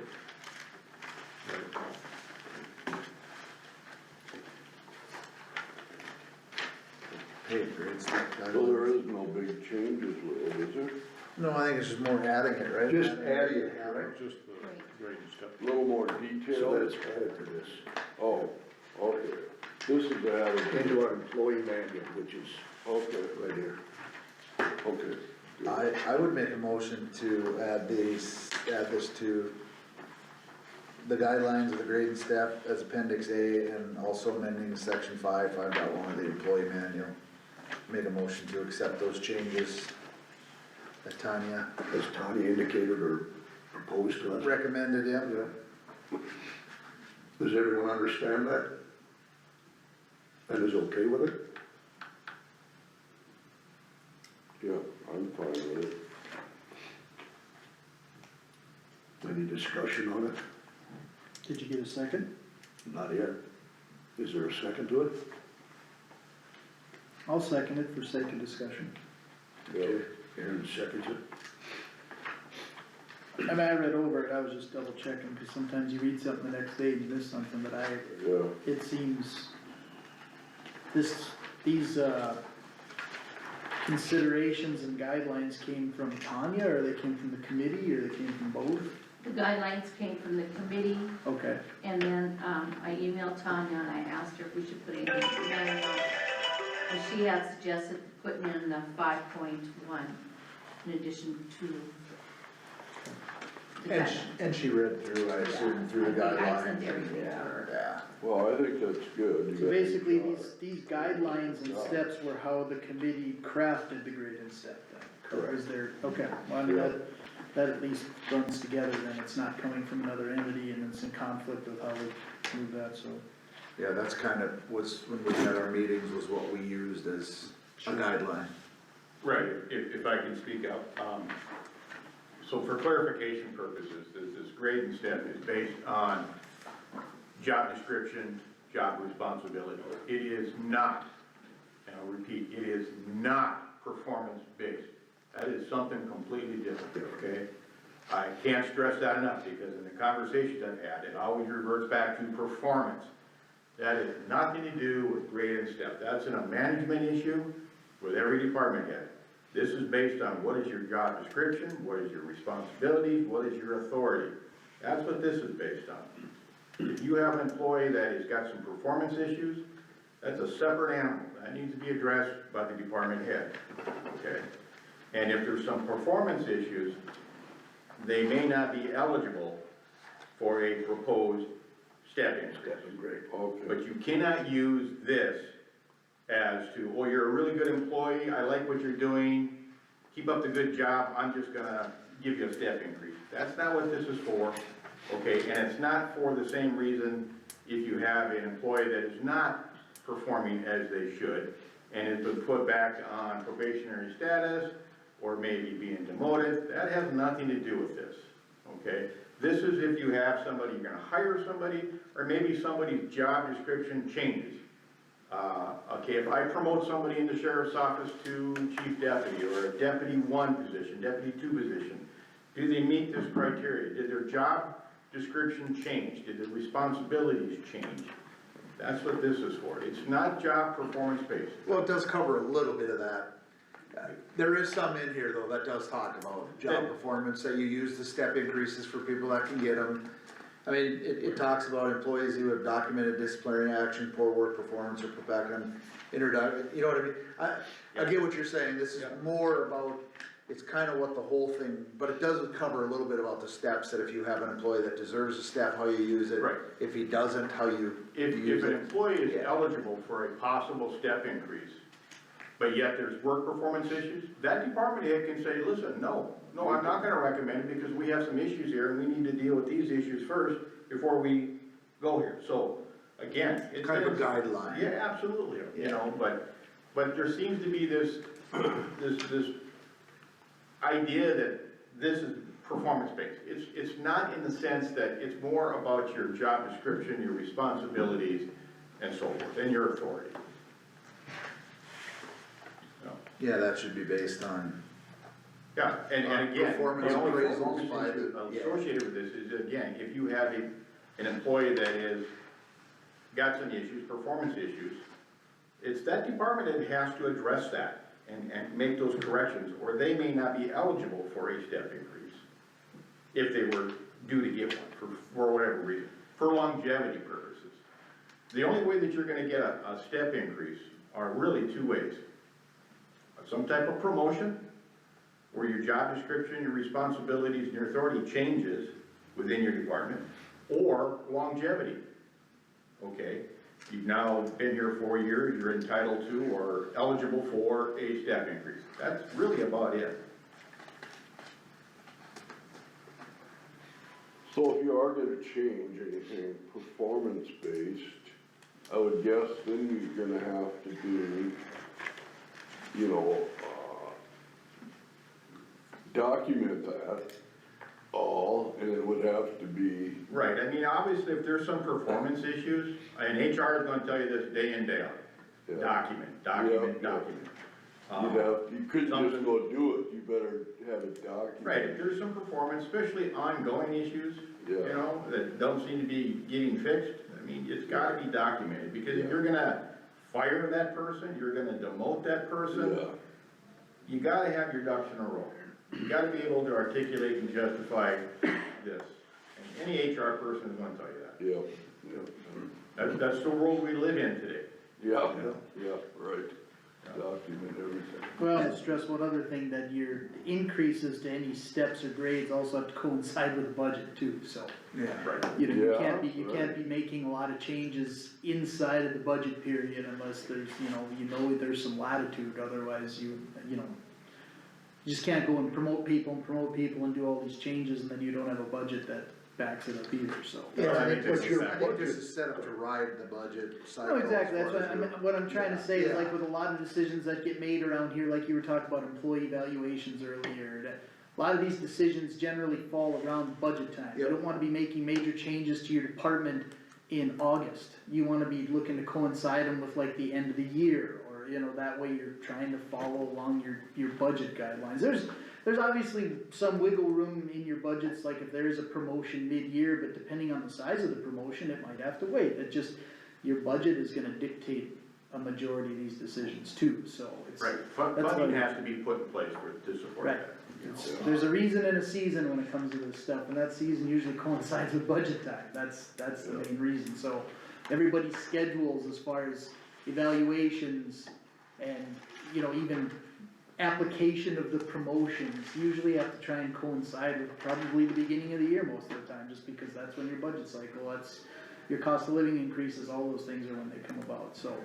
Just something to stress to both the commissioners and the department heads that, just because someone gets that deal on August 28th, doesn't mean September 1st that they need to get a raise right away. It still needs to coincide with budgets, With the unless budget there's cycle. room in the budget, or that was already maybe anticipated in the budget, things like that, you work around that. And if you look at the guidelines, that you all have access to, it does state in there that any changes would take place in January, beginning in the budget cycle. Right. Again, because, it's like Commissioner Magrum said, it's a budgetary. You may have some situation where mid-year that you have an employee leave or is dismissed and you need to fill a vacancy, obviously, and whether that's a supervisory, whether it's my situation here with my chief deputy retired, I now have a vacancy, okay? I'll have to address that. We're at the end of the year though on that, so it's not a big deal, but, I've got the funding already in place for that position, so, it doesn't affect my budget per se. But if you could make an adjustment, just realigning the numbers, but not exceeding the budget, you're all okay, correct? Well, that's not really a question for me to answer, it's more on the state's attorney side, on the legal side, but I mean, we all have a budget. And if some exigent circumstances arise, let's say in my situation with my budget, if I don't, budget for a replacement of a patrol car, but one gets totaled out, okay, and I need to make that replacement, I may have to come here and amend my budget to have another $60,000 put in for a patrol vehicle. Again, beyond my control, exigent circumstances may have to amend that budget. No department head wants to come in and amend their budget. It's the last thing you wanna do. Can you take from Peter to pay Paul within your own department? You run short on one line item, I'll just kinda shuffle some money over here into this one. Yeah, I think we've all done it at some point. But again, we all need to be good stewards of the taxpayers' monies and stay within those budget constraints. And those should be brought to the commissioners, those kind of moves should be approved here. Especially employee related, because there's a lot of policy based on that, we need to make sure that the policies get honored and followed too, so. It's one thing to spend a little more on tires because you had money left over in the gravel budget or vice versa, it's another thing when you're dealing with like an employee situation, just because there's matters that maybe the state's attorney or our HR consultant or somebody has to be advised on too, so. But I would say that, I would ask the chairman to call the questions, probably enough discussion on it. Okay, all good? So is there a motion to accept? There was by, Yeah. I second. all second? Yep. A vote? All in favor? Aye. Opposed? Motion carried. Zoning ordinance update. Do you guys have any names brought forth? Yep, I do, yeah. Do you wanna, Yeah. go on down the line? Jim? I do not have anybody. No one? No candidates at all? You do not? Miller? I have 4. Okay.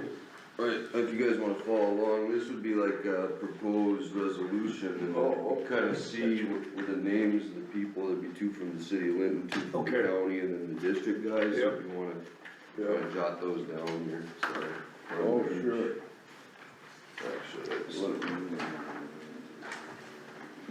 The word you're right on. we don't have to pass it today, but that way we kinda fill it in as we go, and maybe get a sense of what we're doing here. Yeah. So there'd be one for my district. Might be District 4. So the term for the city council and county commission representatives would be, it would go along with their current term with the city and the county. And then, you would have to choose when you appoint those 5 from the at-large districts. Yep. 2 of them would get 4-year terms, 3 would get, 2-year terms, you can move those around. That's not set in stone, but I just put that on there so you have an idea what that means, so. But yeah, go ahead, sorry to interrupt. Why was, No, no, go ahead.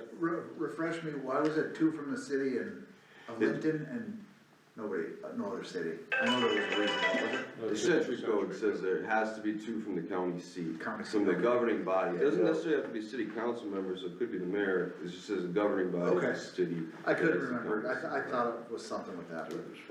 2 for the commission, seat. Yep, and we already picked them 2 volunteers. and it's actually, it says at least 2 from the city, so you could actually do more than 2, and then at most 2 from the county commission. Yeah. Lauren. Who's the other one? Lauren Vanderbilt, so. Okay. Okay, then, so we can fill those two in then. I guess. Yeah. What were those ones? Oh, Good times. You guys. yeah.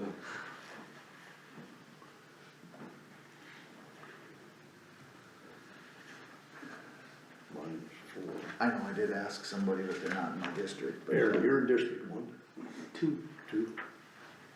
Then you got Aaron Lyer, I've got Aaron Meyer. two.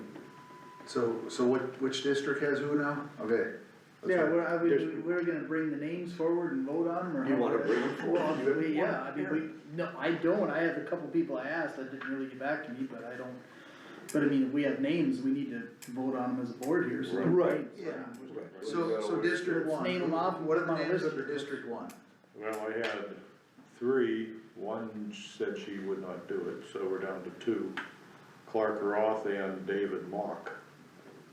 And these are, Oh. Well, You're in District One, right, Miller? Yes. And David Mock? and these are people that agreed to do it if we were Yes. now, or vote them in, okay? Clark Roth. who was the other one? David Mock. And who was the other one? Clark Roth, Oh, Just two. yes. Okay. well, I didn't have two. I didn't know we needed two. We only need one. Who's three, Gardner, right? Right, yes. Yeah, I, like I said, I don't have anybody that got back to me either. Four. Well, somebody to choose from instead of just one. Miller, Elvis Township. Oh, and either one of them would do it. Either one would do it. Okay, District So Two it's is, up to the board to decide which. Aaron's, I think. I don't have any for sure's that committed, so, Yeah. okay, any, you guys have any that from my district that you District talked three, to, I I think, think. something like that, okay.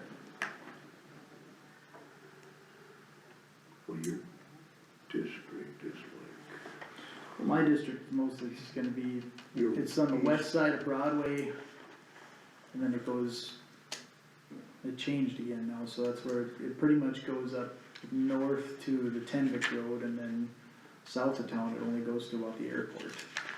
Okay. And then it goes west, maybe about a mile west of town. so riddle me this, Batman, if District One has two guys and District Two and Three, we can't find anybody, do they necessarily have to be out of our district when it comes down to it, if we don't have somebody for like a 2-year term? Yeah, so there has to be one from each district. each Okay, district. okay. See, I thought Just that you curious. could do it differently because it's voting at large, but not so. No, because we separate our commissioners by district, Okay. Oh, and so that's kind of what the rule. so we just need one for district, right? Not Yep. particular. Okay, yeah, So I can write it down then?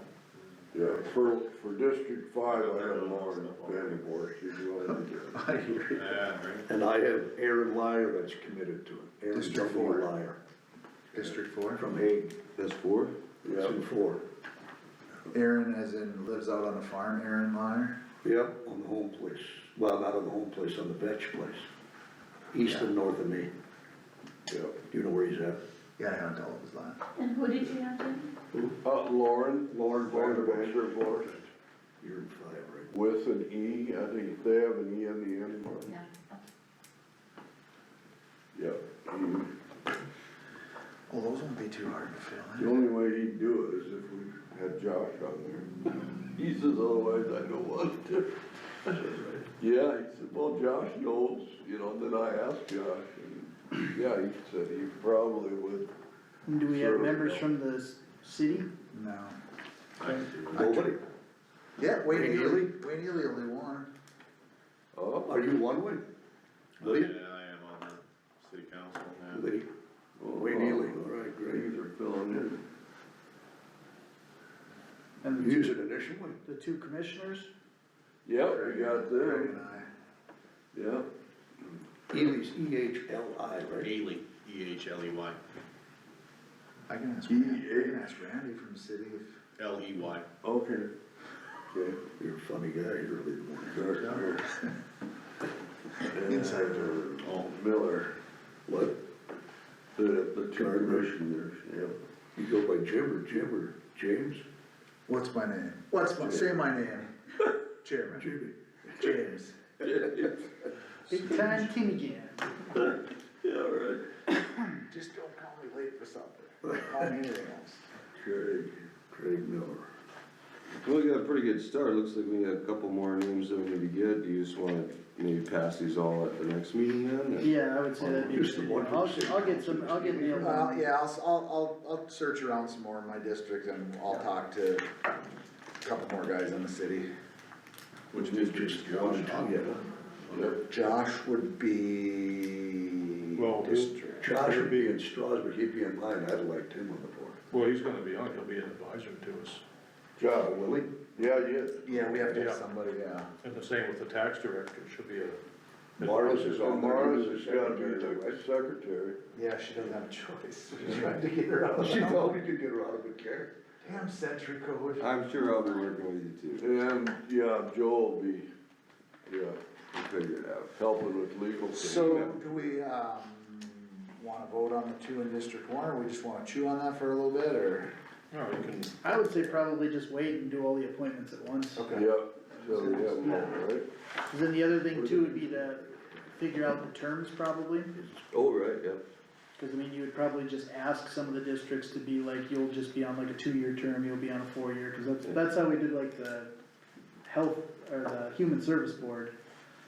Some of the commissioners, we already had offsetting, He's got the terms here already, isn't Well, I just put them in there so you know that 3 of them have to be 2 and 2 of them have to be 4, but Right, you it could could be- actually he? So move in those. District 3 could actually be a 4-year. Yeah, Okay. yeah, it doesn't, it's not that specific in the code, so I just put it down there so you guys know, but if you have somebody that just says, I'll do it, but I'm absolutely only doing a 2-year term. well, that's maybe what I'm give it- saying, like, you might have Yeah. it might have some What- consideration. What did we decide pay-wise for this? I can't remember. $100. $100 85 of them was. No, $100. 85, that's after taxes.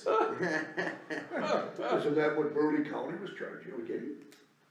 Did you reach out to? It was in our, it was in the minutes. It's in the minutes that you guys. It's $100 Okay, Burley gets To 85. start per meeting, Yeah, yeah. I remember. There you go. And once we appoint them, then they're supposed to meet in 30 days, right? Yep, yep. yeah, I read that too somewhere. Yeah. And organize. right. And I talked to Weiser, he'd be willing to step up and help if we need anything. Yeah, I did too, I talked to him. He's the last guy remaining, I think, that's still. Not to change gears here, but while we're talking about this zoning commission and planning, I continue to get called from Intermountain. So did I, and you directed it to me. No, I didn't even call this guy back, he just left a message, I didn't answer it, cause I'd already talked to him once and sent him to you. We at some point are gonna have to do something with these guys, or they're gonna continue to go nuts. Excuse me, did he get a hold of you, Joe? Cause I directed him to you. I don't think I talked to that guy, no. It's did like not? Brent Gelvig, or Huh? Brent Gelvig. Yeah, but there's a different guy, the guy that's the head of it. No, Ah, I didn't talk to him, I think I might have talked to someone else with the, it was a lady that I spoke with. you spoke to the woman. Mitch Kelvig is who's been. The gal was the one that. You spoke to Linda, Remember, but gal, Linda probably, right? It might have been, it was a couple months ago though, it wasn't recently. Well, at some point, we're gonna have to tackle this thing, we're just gonna have to swallow it and either tell them this is the deal, and this is, in my opinion, or, I'm afraid, They have land already purchased, or easements on their sites.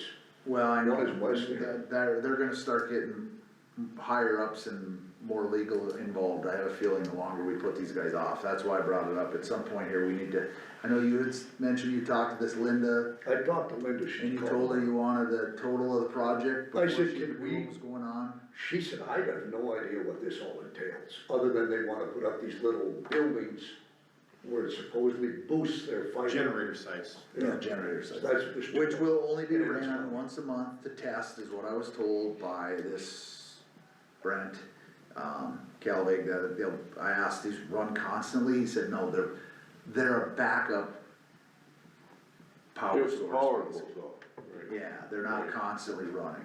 No.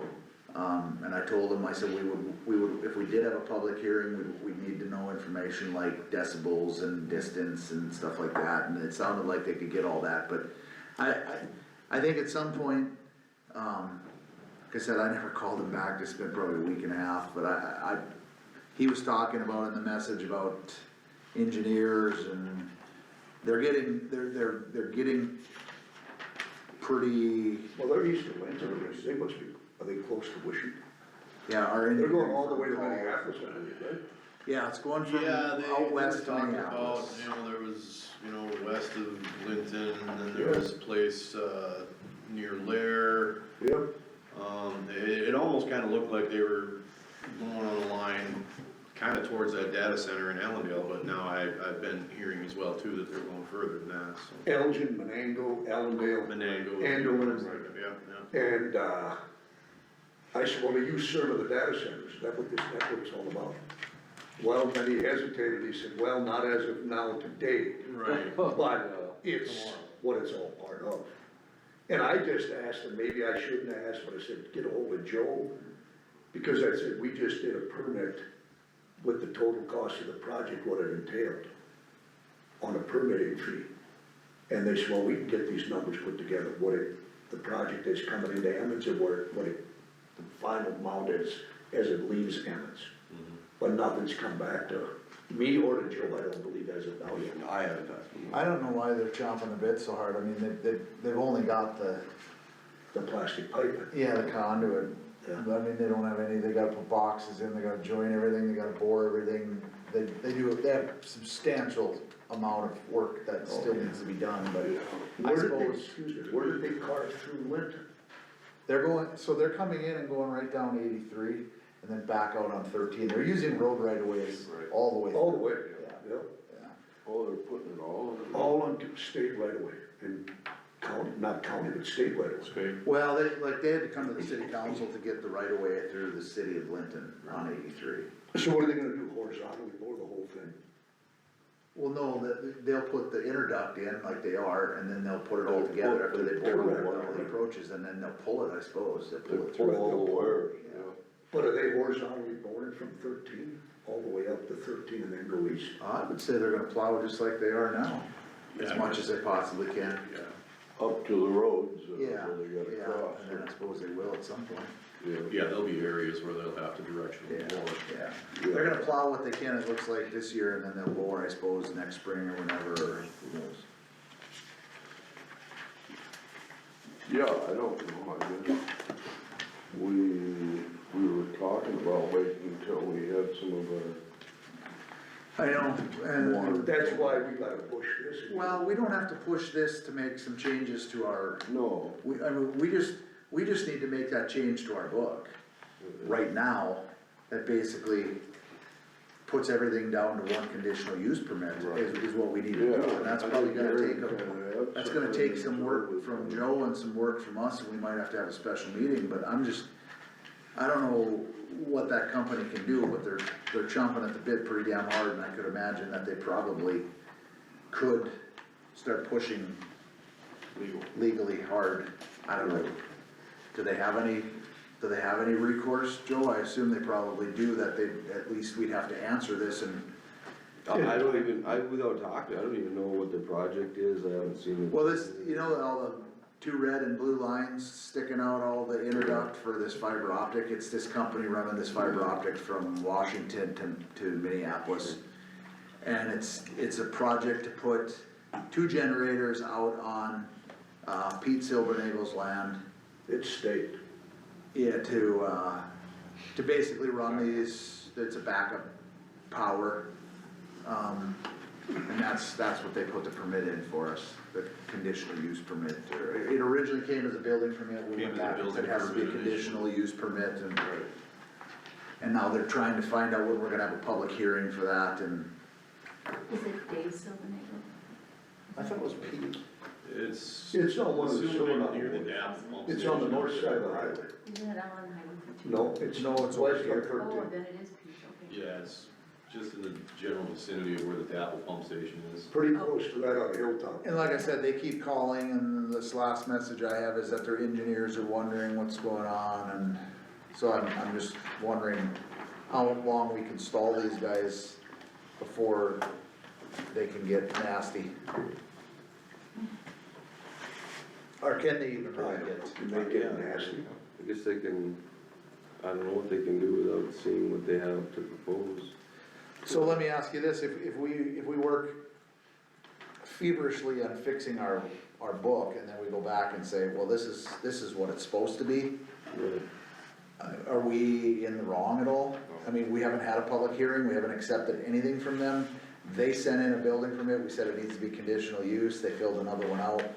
If we fix our book and it says it's 3%, and we take out all the other baloney and go back and say, no, this is, we were in the process, that's why we didn't have a public hearing, that's why we didn't accept any of your stuff, this is where it needs to be, can we do that legally? Well, I think that's what we have been doing, we've been consistent, so, I mean, I hope so. I can't really answer a hypothetical question about litigation without seeing the facts, so. So then if we work to get, what do we need to do to get this book changed?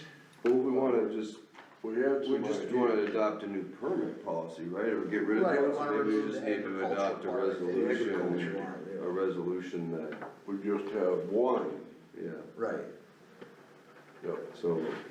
I would need some direction from you guys as to what exactly, you're looking to pass, I suppose. It kind of, Just so we don't face that same hurdle. we were kind of trying to follow Aaron's, But that's, Well, those were just some suggestions from the other counties when I went through Sheridan and I think Doug's they- that I I think they were liked good. and I felt like it I added some think they value. were And good. then I think like we talked about, basically eliminating the 2 permits and just having a broader Yeah, right. 1 permit. And then probably adjusting the fees and some of the review period schedules and, I think if we did adopt a review period, I think this Intermountain, since they're kind of in the process, while we're in the process, we could probably try and work, like, we're not gonna pass a 120-day review period, then go, hey, by the way, now it's 120 days start now. I mean, I think going Right. forward, you would try and do it, but now you're trying to accept a conditional use permit that's a little more streamlined and not so many gray areas to where you can try and, but I can tell you one problem that I have with the project already is that it's another one of these, like, it's the first of its kind, that does, I don't know about the definition of it, and so the conditional use permit, while we're amending it, yeah. I don't even know, it's gonna be difficult to put it in a box, even with our current zoning. I mean, I'm not saying it's impossible or that we shouldn't, but it's not a substation, it's not a wind generation facility, it's not a boosting it's a station, any of those kind of a things. telecommunications thing. to Right, be but I honest mean, with as far as the precedence of it, it is something pretty new, so. it's new. I'm just saying that a public hearing would be extremely valuable with it too, and we should probably work at getting this conditional use permit ironed out, so we can get to that point, so we can start to understand more what Agreed. it is. you. Yeah, that's what I would like to do. This too. is not like, oh yeah, there's 7 of them around here, you can call 3 other counties and they'll tell you that Right. they're all getting permits the same time we are. Like, we're all kind of in this boat of, it's a new project. Now, is it totally something that's never been done before? Probably not, but it's definitely a fiber optic telecommunications transmission facility, I don't know what you Well, would call I it. would say this is fairly new because it's running from, Right, and so Washington to Minneapolis. yeah. I would just say And that's that, not saying that's the end of it. To Minneapolis, like this guy, he said, this is where it's at the today. point of my I said, can I conversation, use it, being it's running by your place?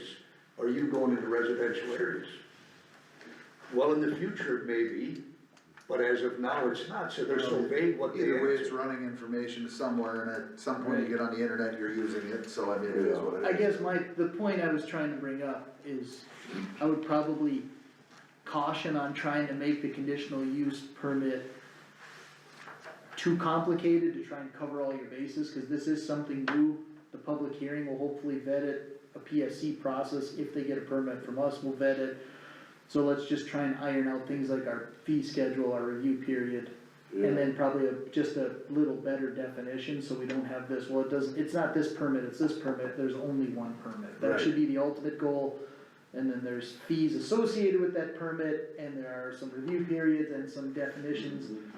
The other thing about defining the process of the stages, I think would be pretty easy, because I can't remember which county I got it from, it'd be pretty easy to find, but Probably don't. they defined a stage, which was, the review process started once an application was submitted to, whether that's the board, the auditor, your zoning board administrator.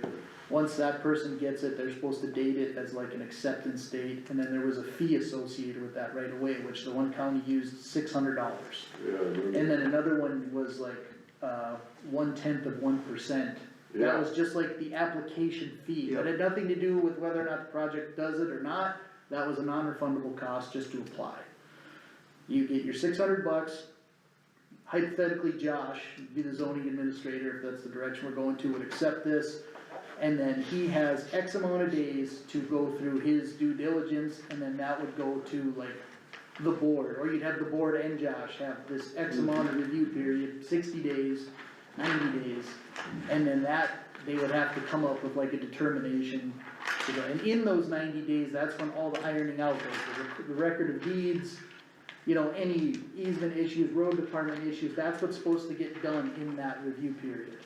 And then whether or not the commissioners are involved, or just the ones on the board, and the zoning board is the one that reviews it, and then there's a certain time window at or before that it needs to get submitted to the county commissioners with like a recommendation. So your zoning board would vote to approve or deny, then the final decision comes to the county commissioners if they're going to uphold the zoning board's ruling or overrule it, and then that's the process.